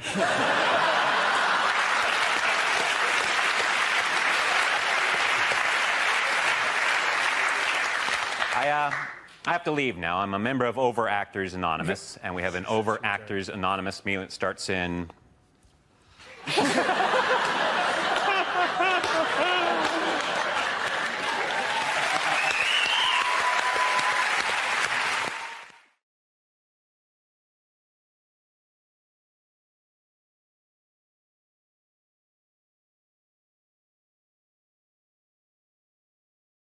Can we move on to the actual meeting itself, the Conservative Party conference? How has that gone? How have the Conservatives, in the light of all these scandals, won back the hearts and minds of the British public? Cameron wants to bring back the idea that you'll have your own doctor again. They want to extend GP hours and also have you don't just see the annual GP, you'll have your own GP, which I like the idea of, because my surgery, you don't know which one you're going to see. And sometimes when you arrive, we've got one of those electronic arrive for your appointment things, rather than talk to a receptionist. They feel it's a more efficient way of spreading disease if you all have to touch a screen. and sometimes it'll say you're going to see this doctor or that doctor, but sometimes it doesn't know. And one time I've gone in and it's actually gone, you are seeing Dr. Unknown. My old nemesis. We meet again, Dr. Unknown. People are worried about kind of immigration and employment. People are defecting to UKIP. And so to counter that, they come up with this amazing policy, which is that if a parent or something dies and he leaves a pension, they're going to reduce the tax that you have to pay after death. You kind of think, what, is that exciting in any sense? Yes. No. To rich people, that is enormously exciting. I don't understand it. What about zombies? OK. Zombies is a legal grey area. Do they have to pay it, or do they get a rebate? They don't get a rebate, but they only have to pay a lower rate of tax on when they draw down the lump sum that they had previously invested but not taken. Presuming they became a zombie after 75. Before 75, of course, they get the same series of monthly payments that I had leading up to the going.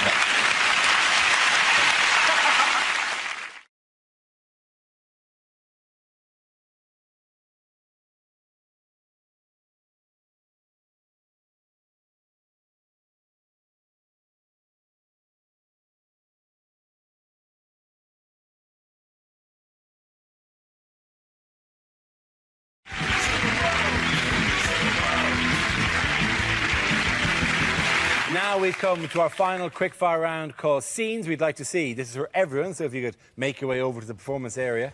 I caught ideas for scenarios we'd love to see, and the performers come in with their suggestions. OK, here we go. The first subject is questions that were rejected from this year's exams. If the answer is 9, what is the question? When you finish this exam, please will you turn your paper over and mark it? Using Darwin's theory of evolution, explain Boris Johnson. By the year 2015, the population of the Earth will have increased by 20%. How do we find Kerry Katona and stop her? Complete the following sequence. 16, 35, 24, 8, 9. Now open the safe, grab the stuff and get in the getaway car. If an object is travelling at 750 miles an hour, encounters resistance and slows to 0, for how many months will Rick Hammond have to wear nappies?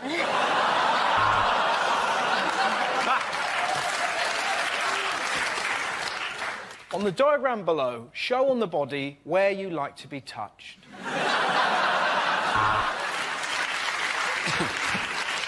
Describe Uranus without telling your parents.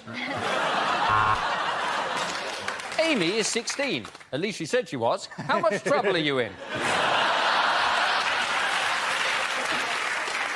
Complete this crop rotation. Wheat, fallow, rock festival, BNP rally. If everybody in Class A is called Tom, Thomas or Tommy, and every second boy in Class B is called Tim, Timothy or Timmy, what the fuck is going on? Unlikely questions from this year's exams. Discuss the metaphysical meaning of the following poem. My friend Billy has a 10-foot willy.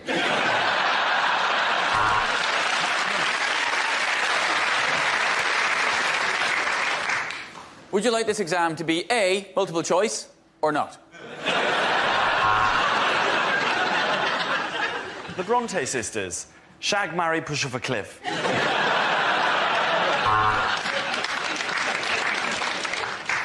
Discuss the following. The Nazis got all their ideas from the History Channel. Who was the chap in the A team who would not get on the aeroplane? Was it A, B, or B, A? If a bank loses £60 billion in a 6-month period, using numbers that you've plucked out of thin air, work out what the chief executive's bonus will be.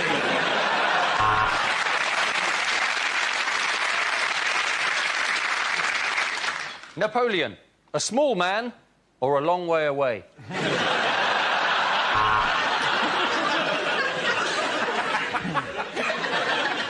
Quantify n in terms of q when q is a positive integer that dissects a parabolic curve. How's your lucky pencil case now?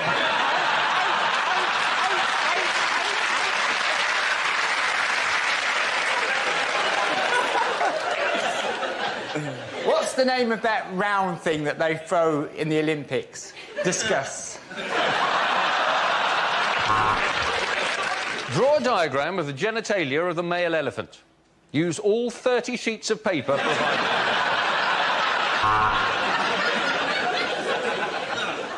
Biology.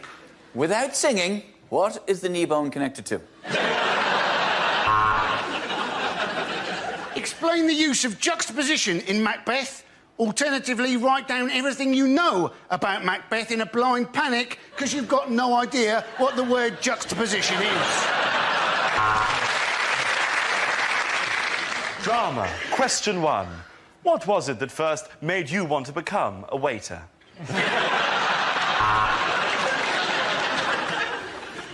What is your PIN number?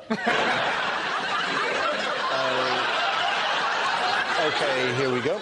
The first subject is rejected questions from this year's exams. If sine A over A equals sine B over B equals sine C over C, what are the chances that you're ever going to use this in your sodding adult life?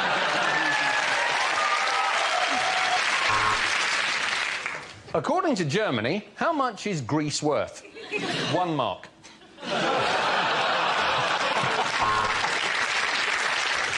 Exam board of Zaragoza. Paint Jesus. Jonathan is a Nigerian prince. What are your credit card details? 3 girls in this hall are pregnant. Who's the daddy? Compare the following. A, the market. B, the meerkat.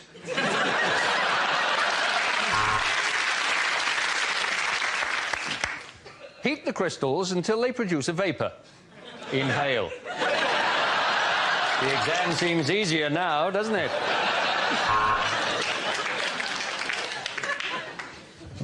Without swearing, describe Peter Andre. Mental arithmetic. Count up the voices in your head.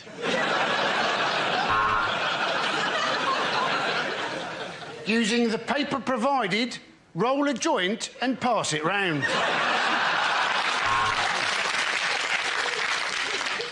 Does this look infected?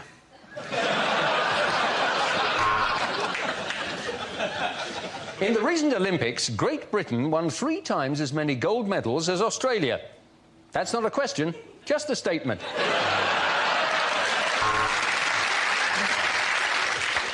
One Direction are incredibly popular. Explain. Sport. How do you spell Akabusi? Is it A-K-B-U-C? Yes or no? If Steve eats 2 apples, an orange and a banana, why is he such a fat fucker? Questions omitted from this year's exams. Using pie, distract the fat kid next to you so as you can copy his answers. Using only the English language, write something.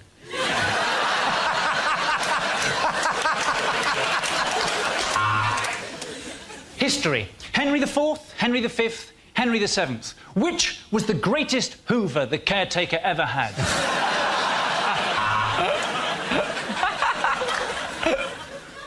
Maths. Robert has 400 stamps. He'd like to put them in 12 different albums. He wants to have them equally in each album.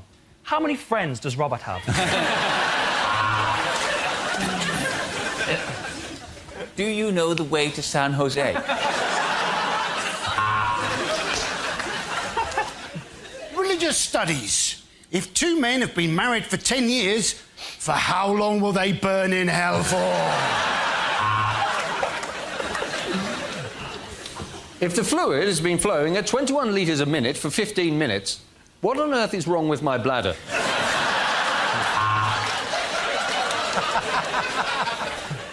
Fill your name at the top of the exam paper. If it's Tyler or Charmaine, get up, leave the school and never come back.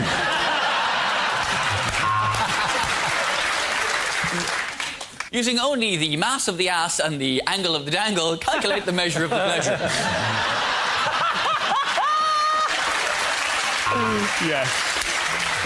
If a man travels 12 miles each day to buy a loaf of bread, how long before he realises that living in the countryside is shit?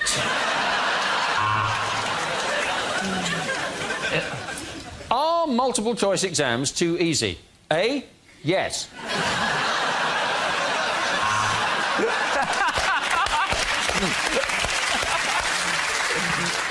Optician's final exam. What do you think are the main causes of short-sightedness?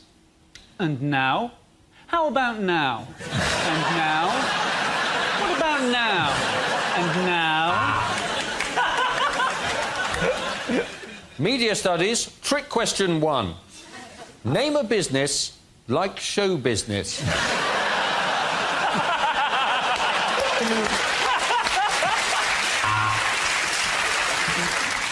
Geography. What is to blame for climate change? A, the sunlight, B, the moonshine, C, the good times, or D, the boogie?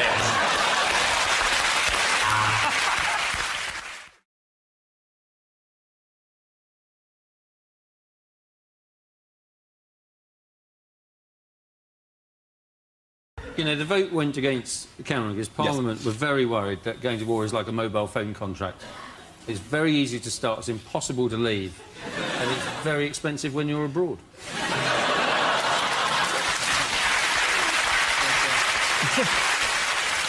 It's a bit rich, though, that Labour have come out so heavily against any kind of action, though, doesn't it? Labour are all like, oh, we shouldn't be, not without UN support and not if it's illegal. And memories are kind of short, aren't they? Yes.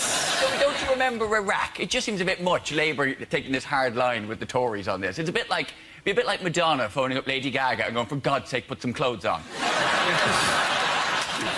Well, the thing is, you know, we've said, you know, the way to stop him killing innocent civilians is probably not sending him cruise missiles, which are liable to kill innocent civilians. But we need to send him something to make him think twice about using chemical weapons again. Something surprising. I'm thinking atomic kitten. They've just reformed. You know what? Of the many criteria in which you judge that, I think surprise, it definitely rates very highly. Which lineup of Atomic Kitten are you planning to send in? Well, if you send in Kerry Katona with a credit card, she will bankrupt the country. Kerry Katona would bring more chemicals in, though, so... According to Obama now, this is going to harm the special relationship, and John Kerry as well has said that the special relationship is now in jeopardy, which I think is good, because I think the special relationship has always been a bit creepy, especially when you consider the age difference between the UK and the US. But the special relationship fell apart about 10 years ago, didn't it, in Love Actually, when Hugh Grant was in charge? Is this why you chose politics as a choice? I always think, you know, if you're not sure on something, give it a go. It might be for you. How has Obama reacted to this, then? Oh, very badly.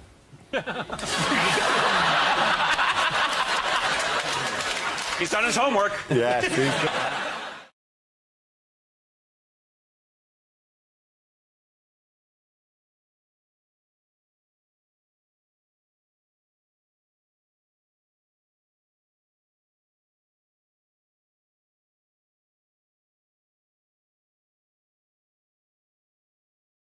Now we play a round called Everything I Do It for EU.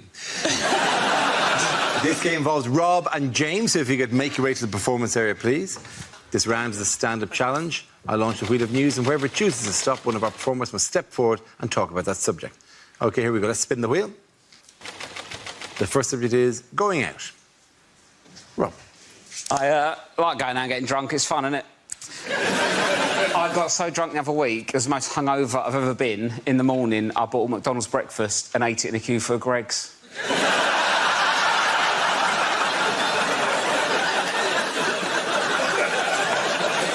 And I still don't know if I'm ashamed or proud. So I don't like tequila, though. I don't like doing shots. It annoys me with tequila. It's too much admin, isn't it? So I'll lick a bit of salt, eat a lemon. What are you doing that for? It makes it taste nicer. It's not fish and chips, is it? So it's sort of, no one looks like they're enjoying it. Everyone looks panicked, don't they? They're always like, oh, thank God for the salt and lemon. They're loving it, aren't they? Do you know what make a tequila nicer? Do a tequila, then have a Cadbury's cream egg. That'd be nice, wouldn't it? Take the taste out of your mouth. The thing is, as well, though, it's like I can't properly get on it now. I'm like a bit older. I'm not saying I'm too old to get drunk, but when I was 18, you don't care, do you? You can get battered. Just get on with it, right? Because hangovers, they say hangovers get worse. They don't, do they? You just have more shit to do when you're older. That's the problem. And when I was 18 on a night out, I'd be getting on it. Someone might go, do you want some drugs? I'm like, oh, I don't know. How'll it affect me? Well, my mum think, oh, my God, drugs. Now, if I'm on a night out, so I'm like, do you want some drugs? Can't, mate. Got to paint a fence tomorrow. I don't want to be painting a fence all sad. You know.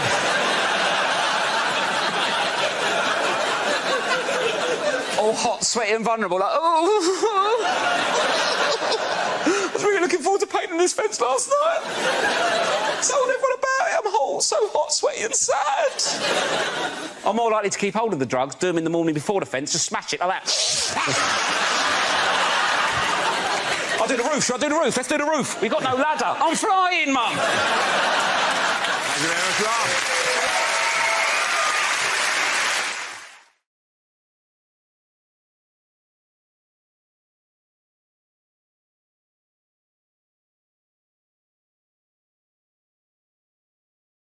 The first subject is unlikely lines to find in the Bible. He's not the Messiah, he's a very naughty boy. And God said, "Let there be light." Sponsored by Power Jam.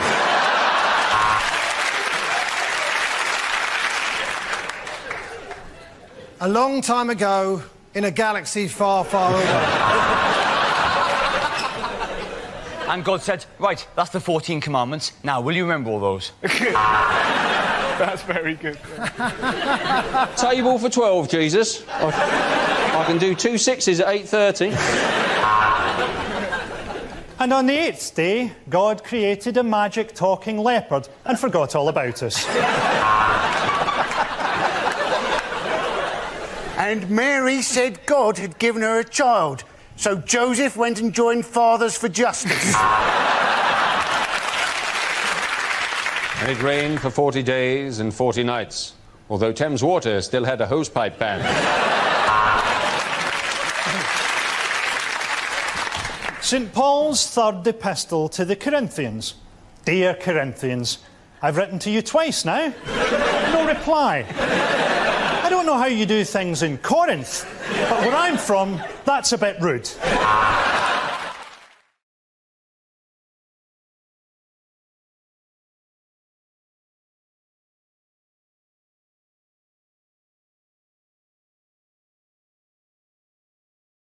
Now we play a round called Mock Quinn Medicine Woman.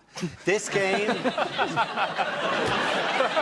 involves Alan, Adam, Andy and Russell. So if you could make your way to the performance area, please. This is where we test our performers' stand-up skills. We spin our news generator, settles on a topic, and anyone can volunteer jokes about the chosen subject. The winners are the people I judge who have produced the funniest stuff. OK, here we go. Let's spin the wheel. The first subject is religion.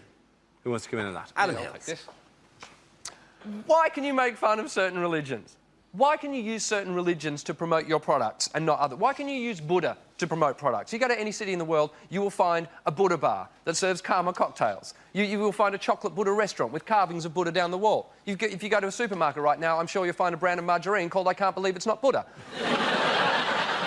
Why can you do that with Buddha and no other religious leader? You know why? Because there's no such thing as a Buddhist extremist. What are they going to do? Turn up at your restaurant? Yeah, if you keep calling it that, oh, I've got no choice but to wish you good karma. Shit. You could not do that with any other religious icon. You couldn't have a gym only open on Sunday mornings called Jehovah's Fitness. Well done, Alan Hill. OK, let's spin the wheel again. The subject is transport. Who wants to come in on that? Andy Parsons. We've now got ads telling us from the government how to use a level crossing. Now, you'd have thought it was fairly obvious, but apparently the problem is sometimes the barrier goes across the road, but it doesn't go all the way to the other side. And people think, oh, well, it's gone down on my side, but I mean, I can go around the outside, and I can go across. And you're thinking, do we need to spend thousands of government pounds telling people how to use a level crossing? Surely it's just a new form of natural selection. Thank you very much, Andy. OK, that leaves us with Alan and Russell. Let's spin the wheel. The next topic is fashion. Who wants to come in? Alan. Yeah, I'm pretty cool. I'm at a funny age. It's hard to get clothes right, I think. Somebody explained to me that there's a theory that the day you pick something up and think, is this too young for me, that is the day that some clothing has got too young for you. And I'm only in my early 30s, but I've had it happen already. I picked something up the other day, I thought, is this too young for me? And it was some of those trainers with wheels on the heels. I think clothes matter. My mind was changed on this last December. I saw a big issue seller in the street dressed as Santa. Yeah, it's fine for us, for adults, but it was daylight, there was children in the street, and I could see one little boy looking at the big issue seller and then looking at his mum as if to say, it's not looking good for my PlayStation 3 this year. Thank you very much, Alan.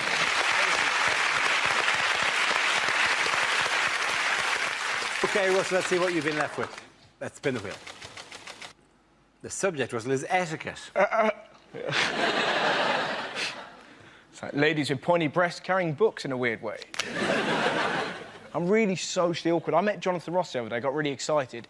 I was having a wee backstage at a gig, and he went, "You're thingamajig, aren't you?" And for some reason, I went, "I can be whoever you want me to be." Now, in a toilet, that is just a come on, you know? And with women, it's even worse. I was on a train the other day, and this lady went, "Excuse me, can you look after my bags whilst I go to the toilet?" Now, in that situation, all you've got to do is go, "Yes." But for some reason, I panicked and went, "You're not allowed to go, and it's in the station." So she sits down, going, "Fair enough, didn't realise you were the poo goblin." Horrible moment. The train wouldn't move. Eventually it did. I swear she looked at me and went, "Can I go now?" Thank you very much, Russell. I think that round, the points go to Adam and Alan.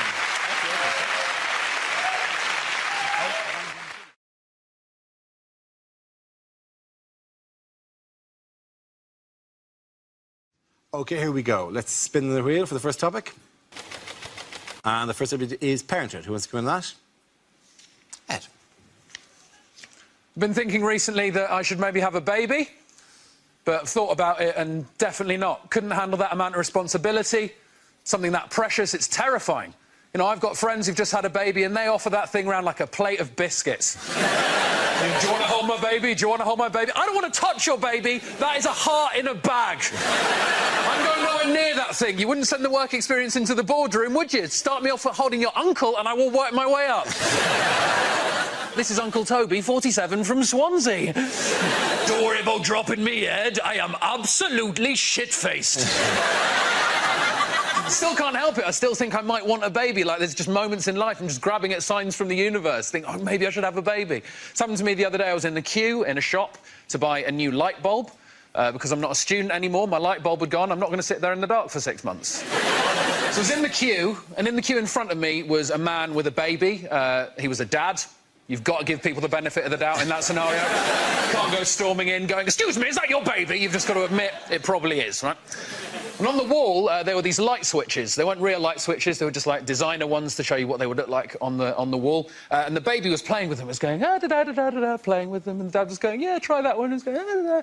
I saw that. I thought, ooh, that's quite sweet. Maybe I want a baby. There's something in that tableau that I quite like. Maybe I want a baby. Am I broody? Is this brood? And then the dad walked off with the baby, and I wandered over to the light switches and started playing with them. I thought, oh, no. That's what I wanted. Well done, Ed.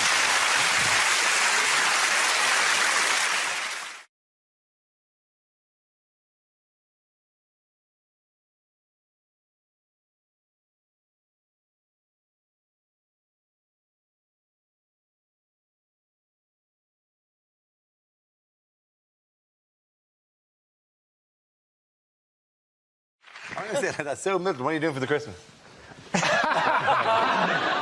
I remember years ago getting up really early Christmas morning, running downstairs, ripping open one of my presents, but unfortunately it was a puppy. That's not true. It was a kitten. That's not true. It was an old man. I remember all I wanted for Christmas was an action man. What I got was a plastic doll with a cord on the back, and you pulled it when 25, 25, 25, 30, 35, 35, 35, 40. Looked at the packet. Auction man.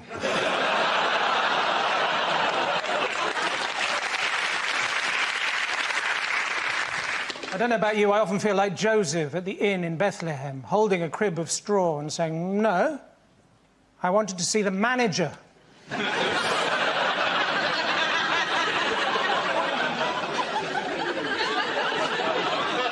I think the most peaceful Christmas I remember... Your manger.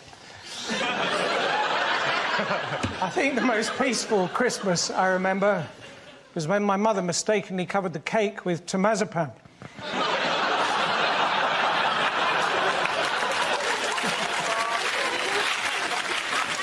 The answer is 1/5. What's the question? Is this what fraction of the Jackson 5 might miss the Christmas party?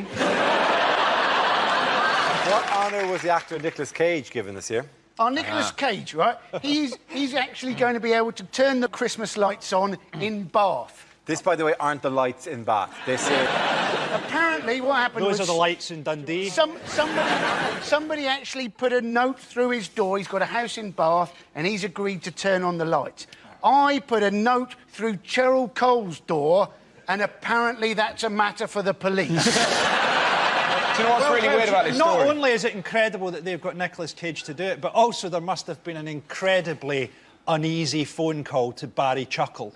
Yeah, sorry, Barry, Nicolas Cage is doing it. Well, maybe they gave him a part in an action movie where he knocks out Vin Diesel by turning round quickly with a plank. Do you know what's really awkward about this story? This is genuinely true. Until last week, I was doing it.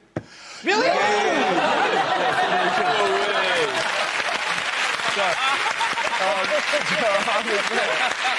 I was there. Yeah. And then from nowhere, Cage has just jumped. It's funny. All my relatives like, do you want us to sort him out? No, I don't want you to sort him out. Because we'll go around there and mess him up. Don't mess him up. Because you were originally up for the part in Face Off as well, weren't you? And what's really funny about it is the lady that posted the letter through the door is the exact lady that went, oh, we'd love you to do it. You'd be great. And then I read in the paper, without even telling me, the big Nicholas... You bitch! About 10 years ago, I switched on the Christmas lights in Kidderminster. Wow! And because I've been rude. There are Christmas lights in Kidderminster. Yeah, there are. Were you asked to do this? Yeah, because...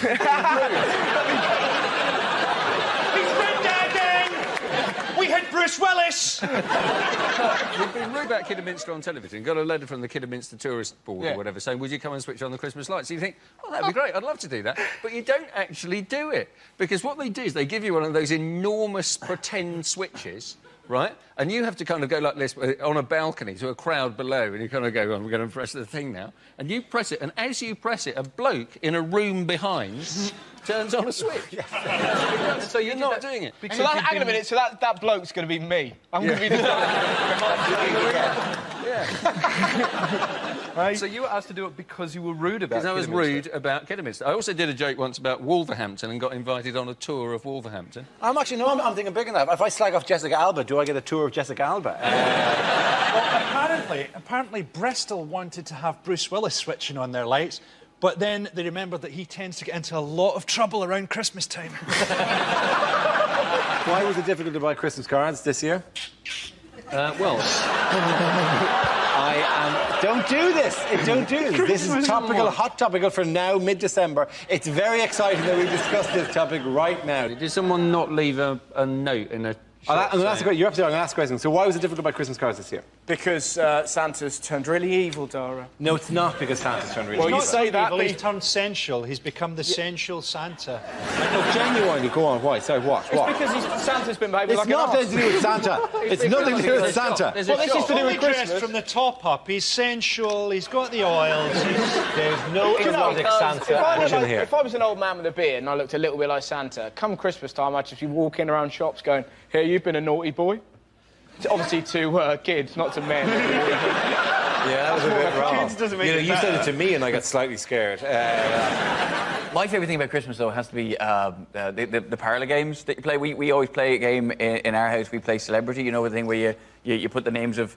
Everyone writes the names of loads of celebrities and you put them in a bowl and you got to pull them out and you got to describe them to your team. You know what I'm talking about? And we were playing that once in our house one Christmas and my auntie pulled out Steve Jobs, the head of Apple, which gives you a window into what my family are like, that Steve Jobs, the head of Apple, is considered a celebrity. And she didn't know who Steve Jobs was because she's only married into the family. She's not as big a nerd as the rest of us. And so she says, first name is the McQueen, who was in The Great Escape. So we all go, Steve. And then she goes, the surname is...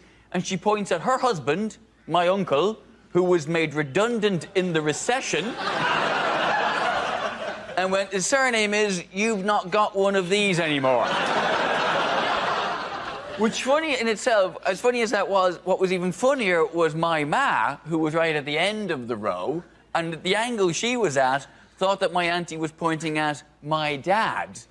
And my ma went, Steve Prostate.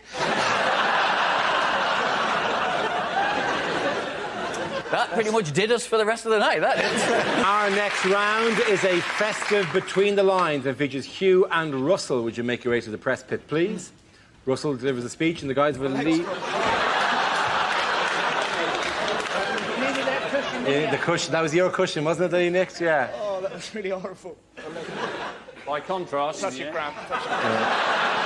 Oh, madness occurs in the compilation. It's Christmas. We're having a laugh at Christmas. Oh, it's ghastly. Oh, I hope you're having a good Christmas. Watching this, you Don't loser. look at them whenever you do right. We're having a laugh. I hope you are too.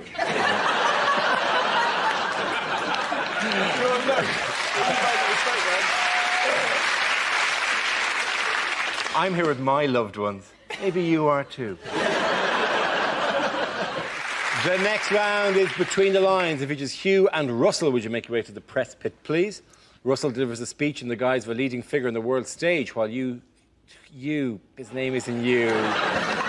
You, I'm so sorry. I'm so sorry. I can't believe you flinched then. I wasn't going to hurt you. You could have.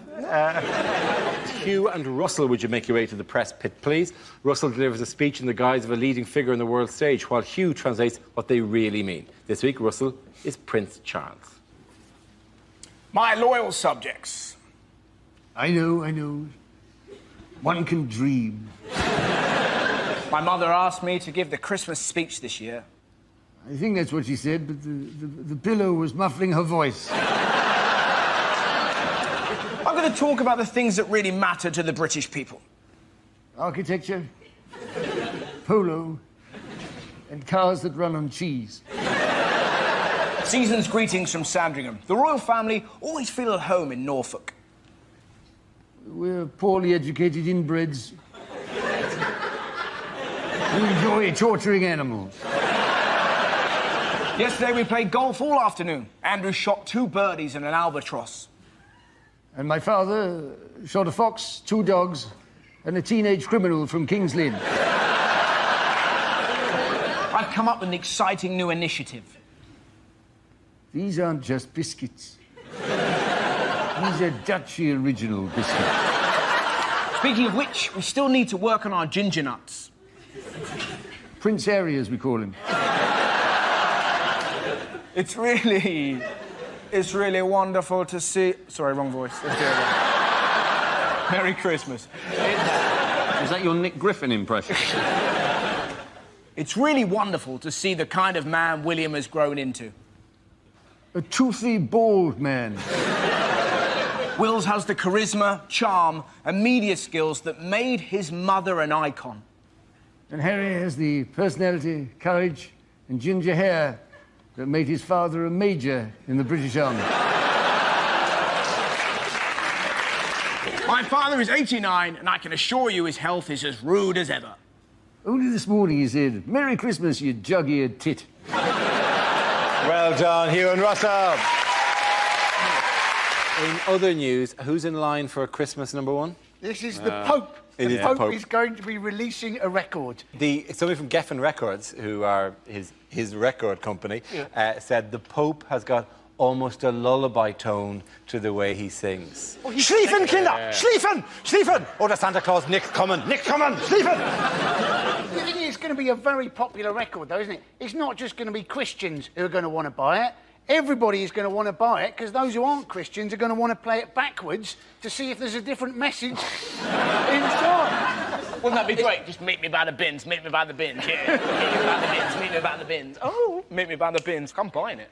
I think you should record that. That's actually quite good. In fact, let's do that. Let's rival him. Let's do a Mock the Week Christmas song and see if we can't get it to #1. And will the lyrics have to be "Meet me by the bins, meet me by the bins, meet me by the bins"? We can put that in the middle. Guys, what are we doing making a Christmas album when we could clean up with a calendar? October!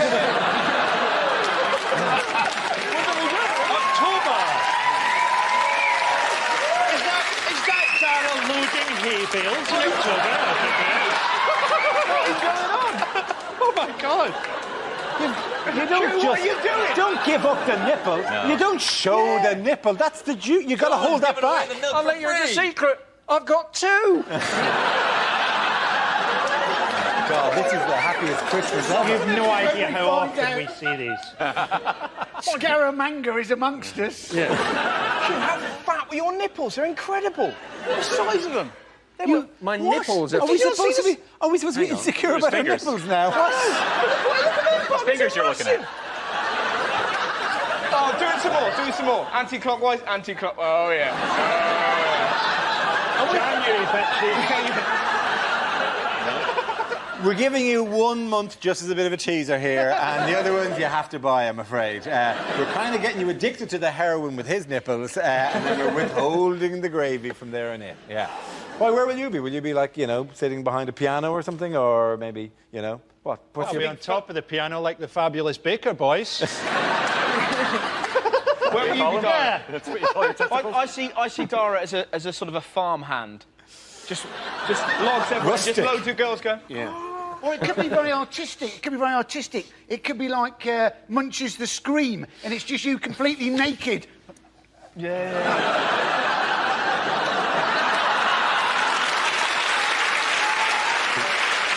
I like this album. Thank you very, very much. In a kind of a, is that my cock out? Oh! Here, on a bridge in Norway. Merry Christmas, everybody. And they also said that would, and this is the key phrase, they said it'd be Christmas for criminals. Which actually made it sound quite sweet. They're all going to sit down and have a stolen turkey. I got you an iPod. I have an iPod. No, you don't. Christmas isn't a good day for criminals. Christmas is a great day for criminals. No, it's everyone's in. It's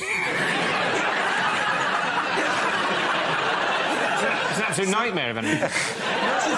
In Ireland, see, traditionally was because everyone would get loads of presents and then go to mass. At which point, criminals would just break into the house and nick all their presents. Was that? Oh yes, of course. Yeah. It's also the one time of year where you won't look suspicious wearing a great big white beard with a big sack over your shoulder. How will one London shop be getting into the festive spirit early? Are they going to be selling really big hats?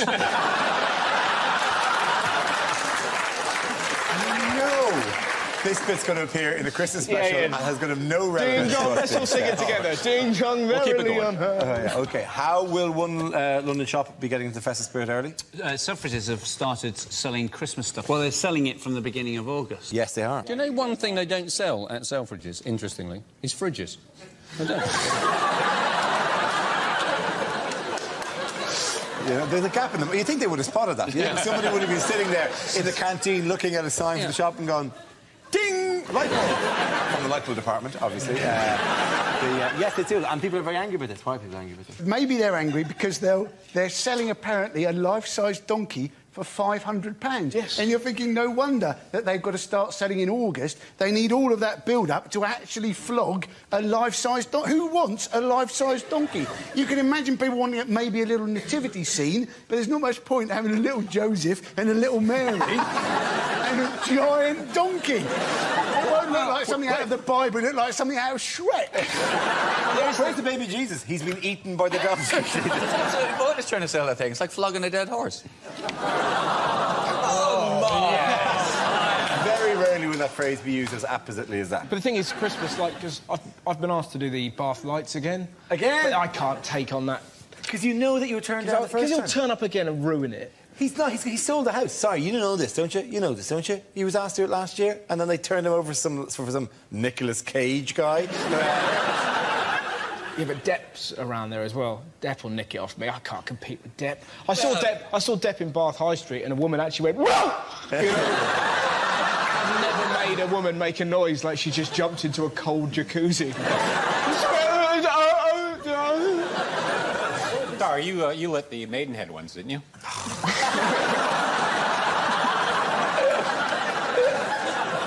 Is this joke going to run and run all the way through to Christmas? Forever. Unlikely things to hear at Christmas. Oh, I'm terribly sorry about that. It was alive when I wrapped it.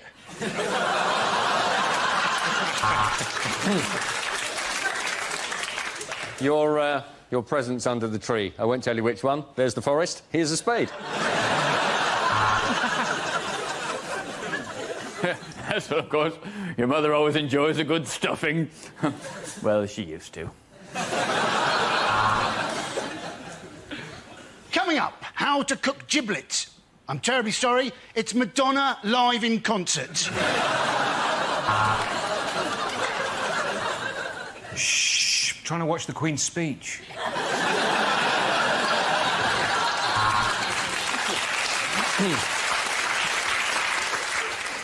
I'm all for fun, but I draw the line at Twister.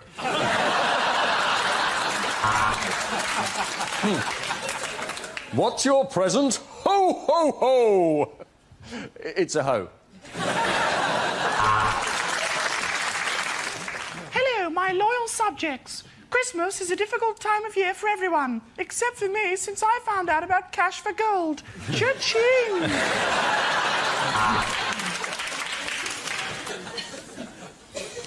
Batteries included.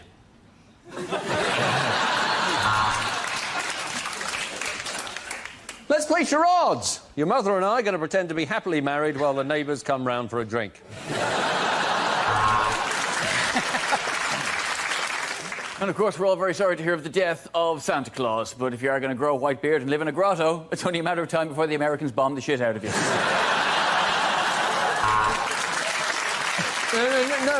No, Sandra, I think you must have misunderstood. Please don't show me that sack.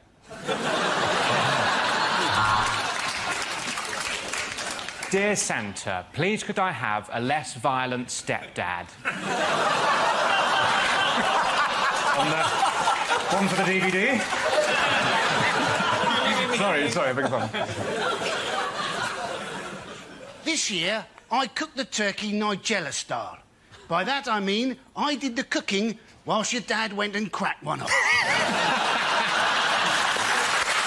OK, it's in that round. The points go to Andy and Mo.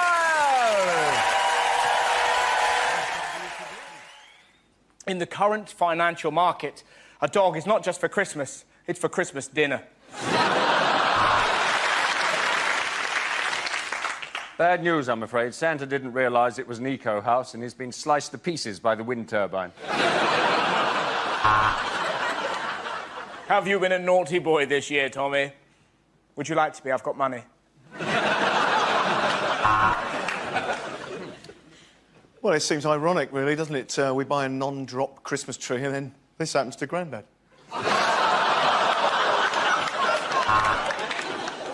On the first day of Christmas, my true love gave to me chlamydia.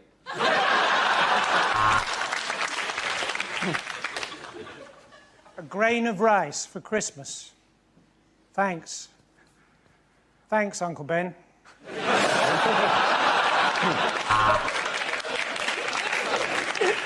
Now we are all familiar with Grandma's charade of basic instinct.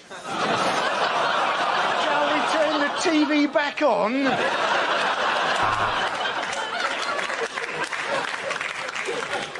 Why is your nose so red, Rudolph? Because I'm an alcoholic. You'd have thought the retail sector would have found some way to monetise this festival. Baby Jack, we didn't know whether to get you a toy or a pet, so we've compromised and bought you a rattlesnake. Hey, great! New socks! I'm off for a wank!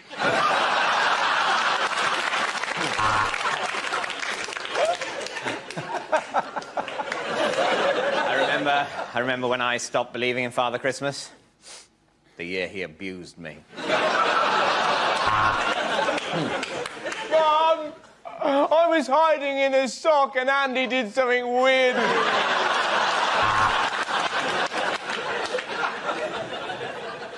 Daddy, I ripped up one of my presents too quickly, and it was a puppy.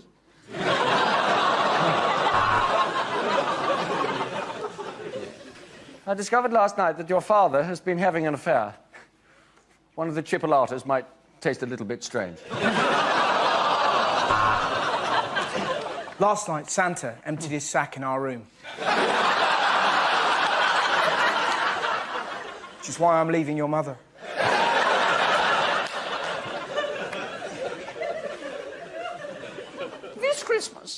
have decided to keep my Christmas broadcast short and sweet.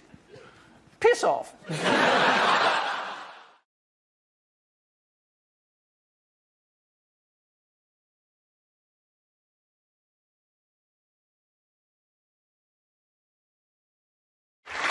This round is called Prime Minister's Questions. For the purpose of this game, I'll be the Speaker of the House of Commons. Rory, you're going to take on the role of Tony Blair. Jeremy and John, you are his Labour colleagues on the front bench. Over here, we have the opposition benches with Linda, Hugh and Frankie.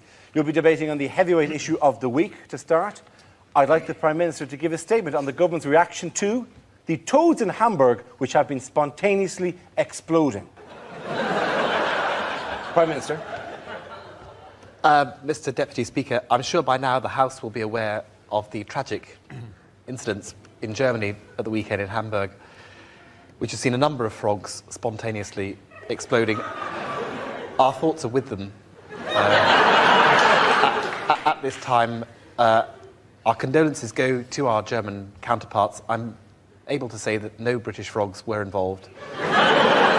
We would very much like to share condolences, but we'd also like a guarantee that the government is taking steps to make sure that none of these frogs make the short hop across the channel. Or toads, which I believe is also the subject of the story. And if they do, will he slam the toads in the hole?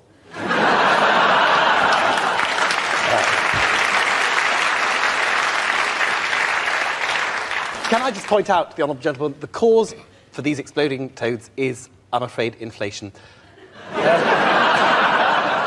And I'm sorry to say... Yeah, oh yes. Oh yes. Yeah, you know, inflation, which has been brought under control under this government and was rampaging under your previous administration. Can I just ask, given that what we know of the Germans historically, how long will it be before they start using these toads in their pornography?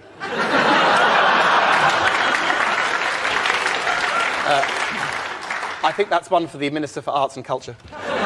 Tell me, what steps has the government taken to prevent a suicide toad attack? Exactly. And I would further add, what measures is the government taking to institute identity cards for toads and frogs who could be getting into this country, soft-touch Britain, as ever, passing themselves off as something harmless such as an owl or a chaffinch?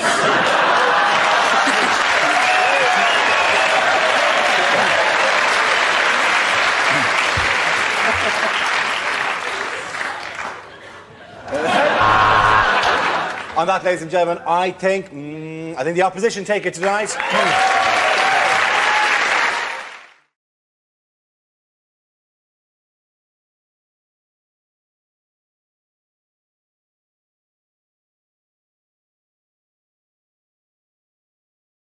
Our next round is called This Is the Answer, What is the Question? On the board of 6 categories. Nathan, which category would you like? Home news, please. OK, your category is home news. The answer is trains, toilets and celebrities. What is the question? Is it, if you're going to make a sex tape on public transport, what 3 things do you need?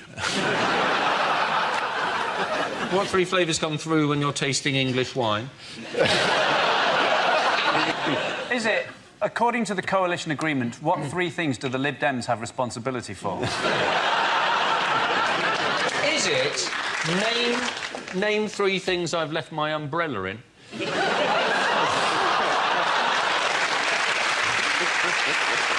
it 3 things you're probably best off not to lick clean? Is it, what is the name of Thomas the Tank Engine's no-holds-barred autobiography?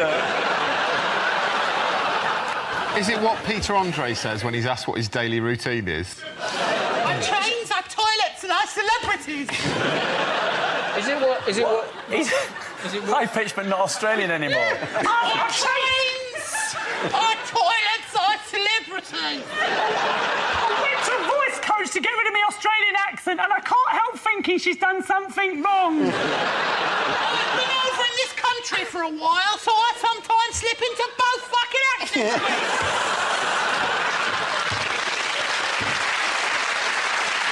Our trains got them a 6-pack. I don't miss my jeans. And then ours is the celebrity.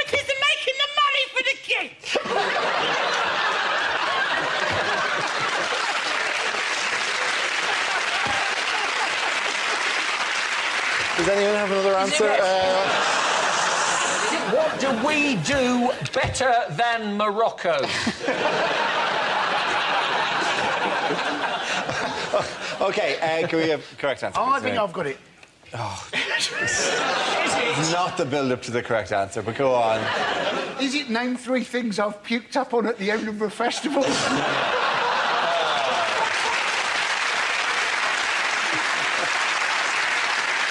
know the answer, Dara. I'll give you the real answer, Dara. Will you give me the real answer? What are the 3 main talking points on a saga holiday? Is it? Is it 3 things that are full of shit?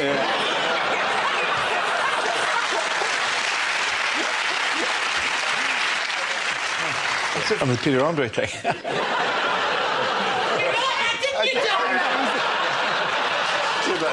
Where it makes the money for the children. That was the combination.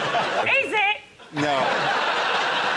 What 3 things were most complained about at the Queen's Jubilee? If you can do that in a proper voice. OK. What 3 things were most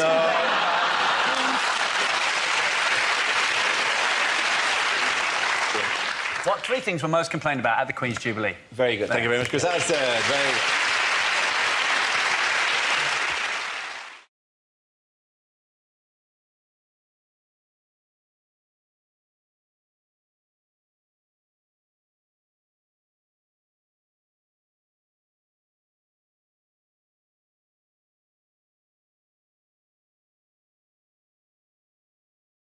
Our next round is called If This Is the Answer, What Is the Question? On the board are 6 categories. Rod, which category would you like?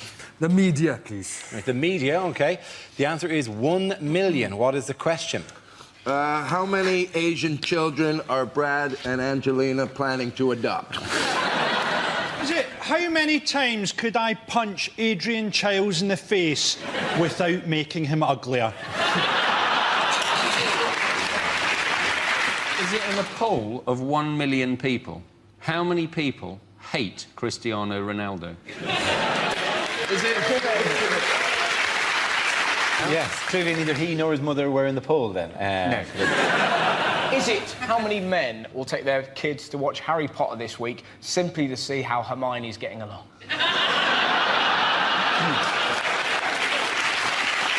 Is it, in 20 years' time, what will be the size of the black nation that Madonna rules?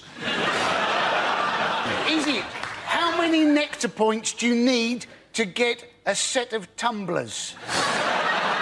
How much of the money that Amy Winehouse made from the song Tried to Make Me Go to Rehab has she spent on rehab? Is it by what percentage would the situation in the Middle East be improved if we gave George Bush to the Taliban?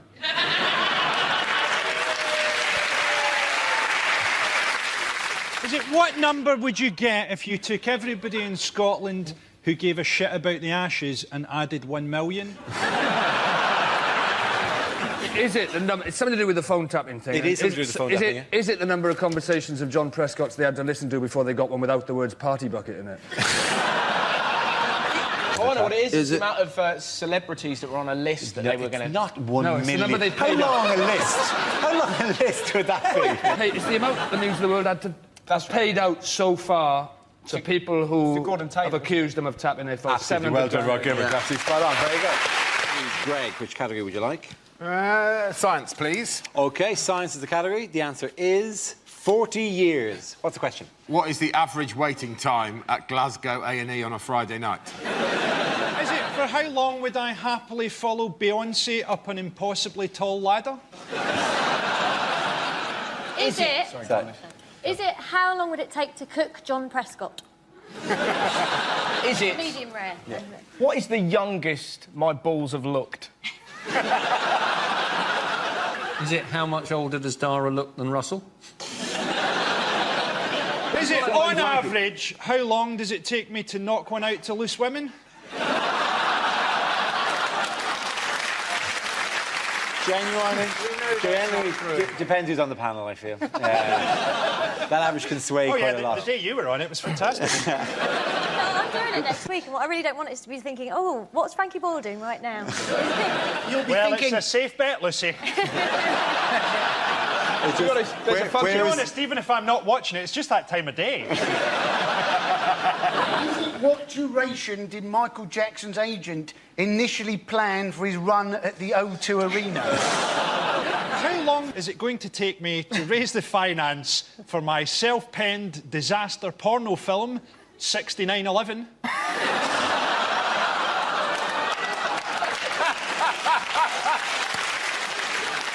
It's about space. It's about space. It's about space. I know the answer. Hugh, please, I know the answer. Is it for how many years has Buzz Aldrin looked in the mirror and gone, it should have been me?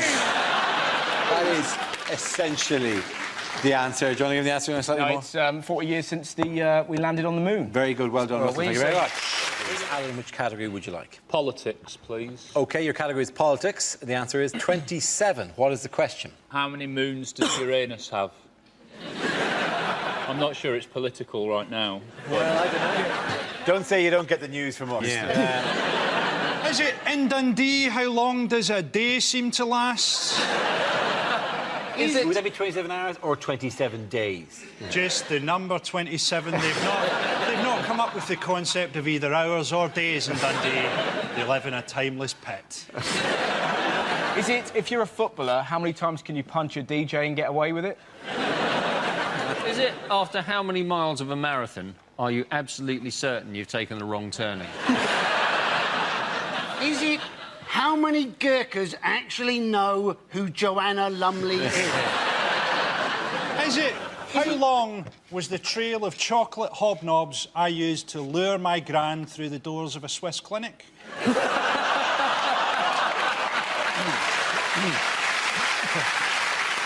Where did you start that trail? How big were those hobnobs? Scotland. It was just like an Easter egg hunt.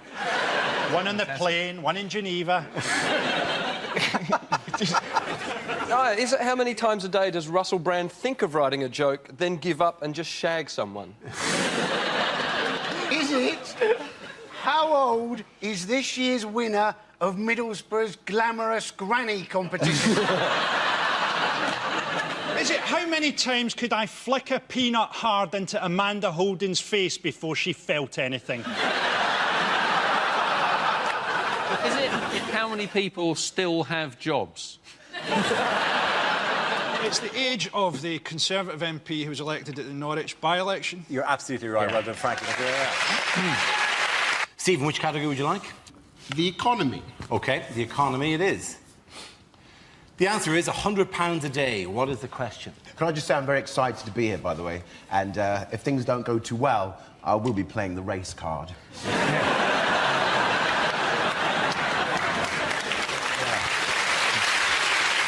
I'll be honest with you, it's always worked for me. Is it perhaps how much Iceland food does the Katona family go through? Is it what does Jade Goody spend on magic beans?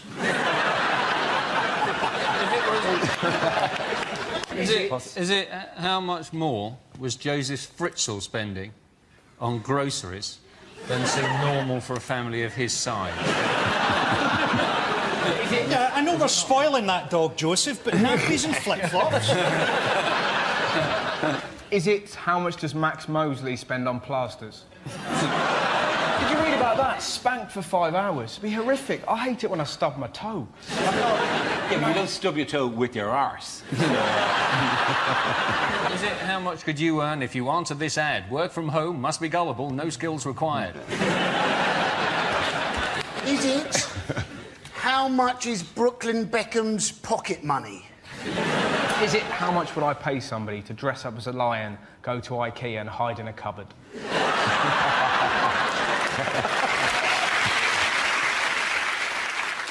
Is it what do I pay my cleaner not to go to the police? Is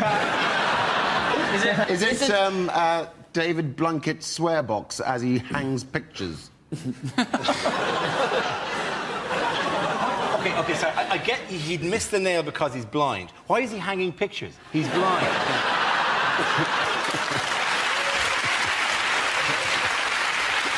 It is something genuine to do with houses, isn't it? It is something to do with houses, yes. What's the average house price going down by? That is exactly right. Well done, Frankie Boyle. There you go. I would like home news, please, Dara. Home news it is. The answer is 1 year. What is the question? What would be an appropriate prison sentence for people who use the phrase hollybobs? Not the answer, but I'll take it. Is it how long the BBC have left now they've lost Bake Off? And the clock is already ticking. Yeah. Is it in a Wetherspoon's kitchen? What is the chef's equivalent of the 5-second rule? Is it Southern Rail's estimate for a London to Brighton journey?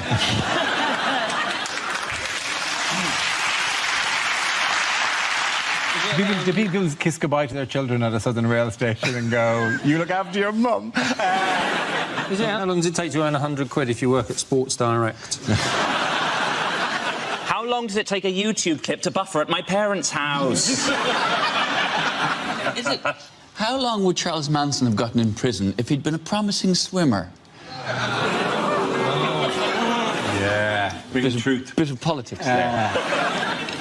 How long does Jeremy Hunt want junior doctors to work per week?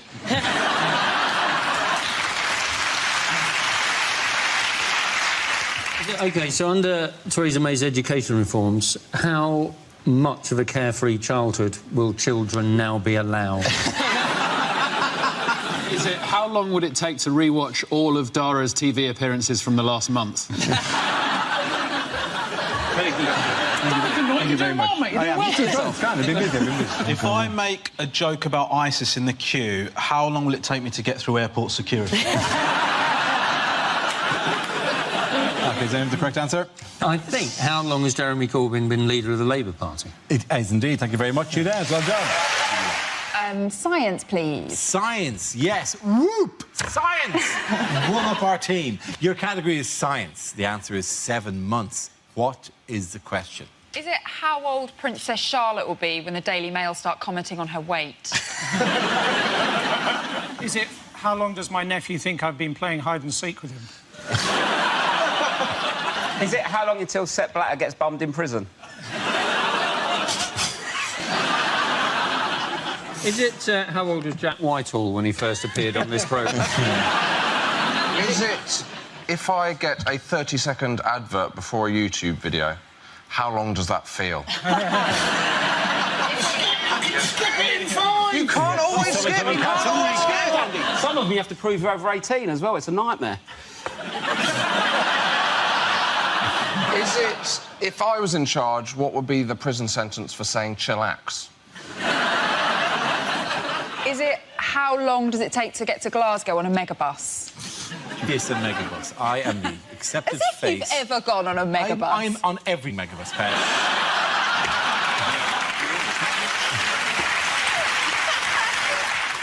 Is it how long it takes Dara to start a sentence? What's this? What are you on Britain's Got Talent now? Is that what you're doing? Archie, I really haven't got over that Britain's Got Talent thing. You brought it up out of nowhere 2 weeks in a row, Dara. I will continue to until they hunt that man down and kill him. It wasn't the fact that he did it. It was the fact that it was a snippet that they chose in all the acts. They said, oh, they take 1 second from each act. And his was just him going, and the number underneath. 089888999. I know, but... There's more to me than that. Is there? No. Seemingly not. Is it to avoid suspicion, how long is Mo Farah planning to run his next 10,000 metres in? OK, can we move to the correct answer, please? Is it how long it took for me to get over seeing my dad in the bath? That's very quick, actually, isn't it? Yeah. It took me 4 years. Really? What's he doing looking at my dad?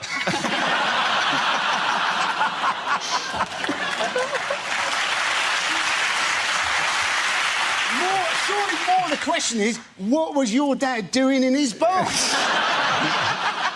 Friday Friday night.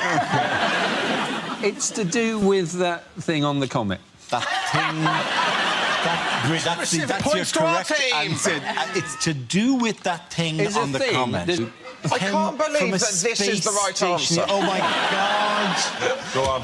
It's basically, how long was the space probe that landed on the comet asleep for? Absolutely right. Thank you very much. Andy Parson. 1/3. What is the question? Is it how much of a bottle of vodka I'd have to drink before I found Lewis Hamilton even vaguely interesting? Is it how many of this week's news stories lend themselves to comedy? It's been that kind of 3 weeks, really, hasn't it, Andy? Yes. Is it how much of Greece can you buy for £1?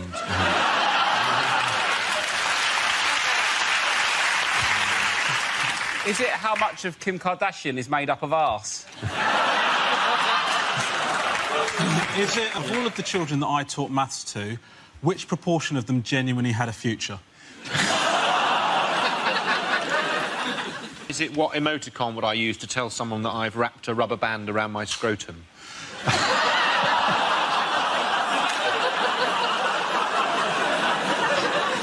Is it what I'm always missing from a threesome?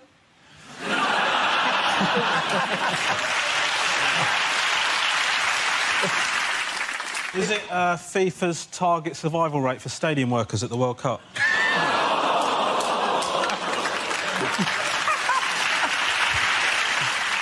Is it, according to legend, how much of you is your head? Yes. Should be noted. I'll tell you what it could be answered to. What proportion of that team have I seen completely butt naked?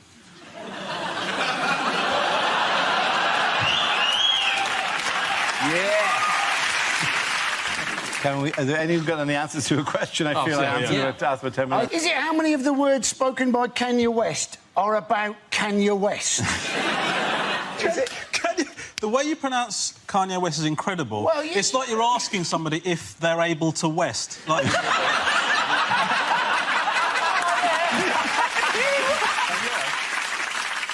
Is it think of a fraction that rhymes with the word bird? Think of a fraction that rhymes with the word herd? No. Is it think of a fraction that rhymes with the word interred? No. Is it think of a fraction that sounds funny if you say it with an Irish accent? Yeah, that's exactly what I was waiting for you to do.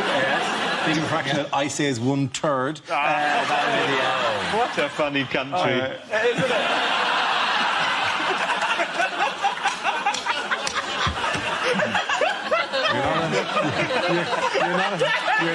You're not on Radio 4 yet.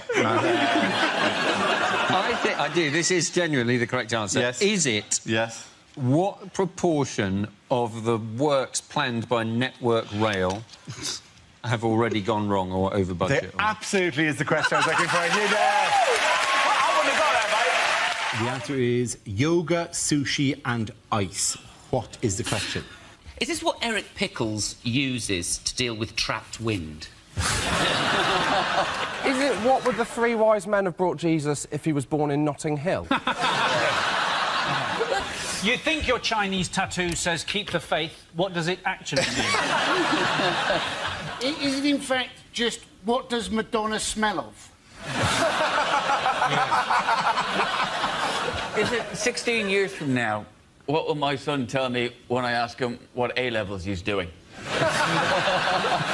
Is it name 3 things Nigella won't be asking Charles Saatchi to pay for anymore? Is it Pingu's rider? He does nothing. I'm doing nothing until I get more sushi in here. What is the strapline to the hit Japanese television programme, The Loose-Limbed Fish Eaters of the Arctic?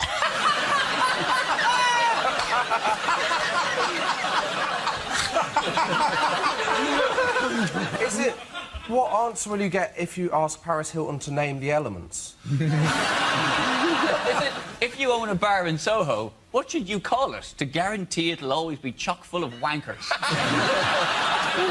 Is it simply what are 3 things which are very difficult to sell door to door?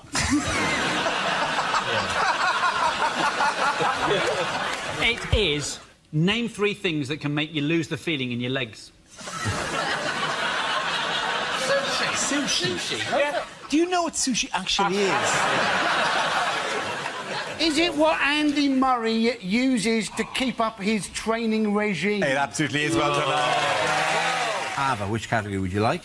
Home news, please. OK, home news it is. The answer is 43 years. What is the question? How long does it take to repay a £10 loan from Wonga.com? What's the life expectancy of someone who works at Greggs? What is the average Silverstone lap time for a Formula 1 car on Pirelli tyres? Is it how long is too long to be out for if you say I'm just popping down to the shops for a minute? Is it how old is the Earth if Michelle Obama really is the First Lady? Is it how old did Dara look when he was 25? No, you laughed first. Oh, that's You can't pretend sympathy when you laughed first. It is, in fact, how long have my parents regretted using pulling out as a contraceptive?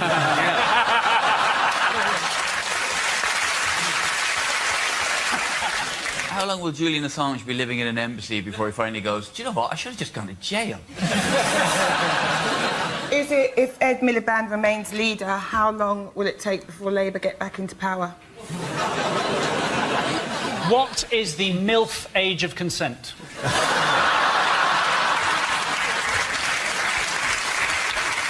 OK, if you put in a ready meal 43 years ago, how long has it been ready for? Can I have the correct answer, please? Can I have the correct answer? Is that not the correct answer? No, it's not the correct answer. Nor have any of you even attempted to do the correct answer. It's in how many years will Brazil be ready to host the 2014 World Cup? Genuine proper answer is how long can Gerard Depardieu balance a spoon on his nose? Could have anything that even vaguely resembles a topical news story. OK, is it how many years' worth of shale gas are they claiming there is now under the British Isles? Absolutely right, Chris Addison. Absolutely. Politics, and the answer is 9%. What's the question? Is it percentage of British people without sunburn? Yes. In this room, I think. Is it the percentage of British men who bought for their wife 50 Shades of Grey, then tied them to the bed and pissed off down the pub? Rounding it up, what percent of Jesus' disciples turned out to be a bit of a wrong-un? Is it what percentage of people at a Michael Bublé concert aren't using Tenna Lady? Is it what percentage of EDL members can spell EDL? Is it at what point would I normally start running around the room going, have you got a charger? Have you got a charger? Is it for how much of history has Bruce Forsyth been alive? As a relatively successful stand-up comedian, how much tax should I be paying?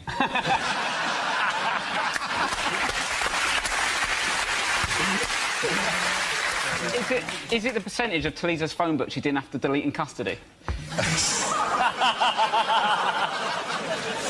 What are Edward Snowden's chances of making 40? Well, I'm not going to kill him. Are you sure you weren't initiating the murder of Edward Snowden? Unless this is a sleeper cell that I really hadn't known about. You definitely offered me £100 backstage to kill Edward Snowden. It definitely happened. To be honest, you're a Geordie. You'll do anything for £100. What proportion of the UK electorate think UKIP is in fact a sleeping tablet? OK.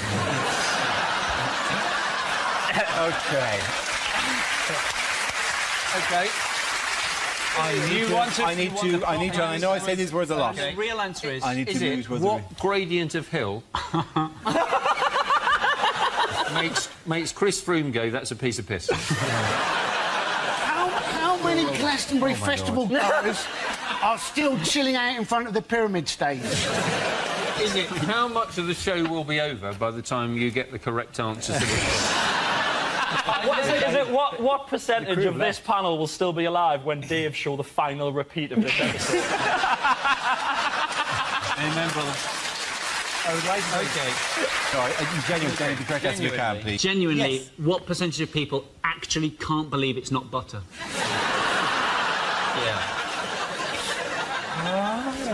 Is it genuinely... What percentage of Dale Winton's skin has not been replaced by a world of leather? Please, can we just have a proper answer for once in the show?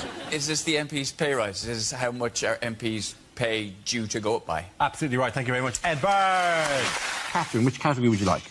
Sport. OK, your category is sport. And the answer is 32 days. What is the question? Is it at what age was Ramesh able to achieve a full beard? It's a celebration. It's a celebration of your culture. Is it, according to the people I recently bought a couch from, how long is 10 working days? Is it due to BBC budget cuts? How far into the future is Doctor Who going to be travelling in the next series?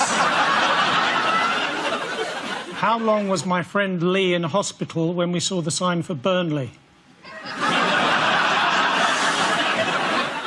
it how would Joey Essex describe a fortnight? The total amount of time that an average Big Brother contestant has spent in full-time education. How long does it take the elephant man to exfoliate? Oh, what? Yeah. Too soon? Yeah. According to his tax return, how many days did Gary Barlow work last year? Is it the number of days before One Direction can safely give a urine sample? Is it? Can you think of a rhyme for songs of praise? They're really getting I think I've actually genuinely lost my mind. OK, can we need to move towards the correct answer if we can, please? What length of menstrual cycle would keep you permanently nervous? Is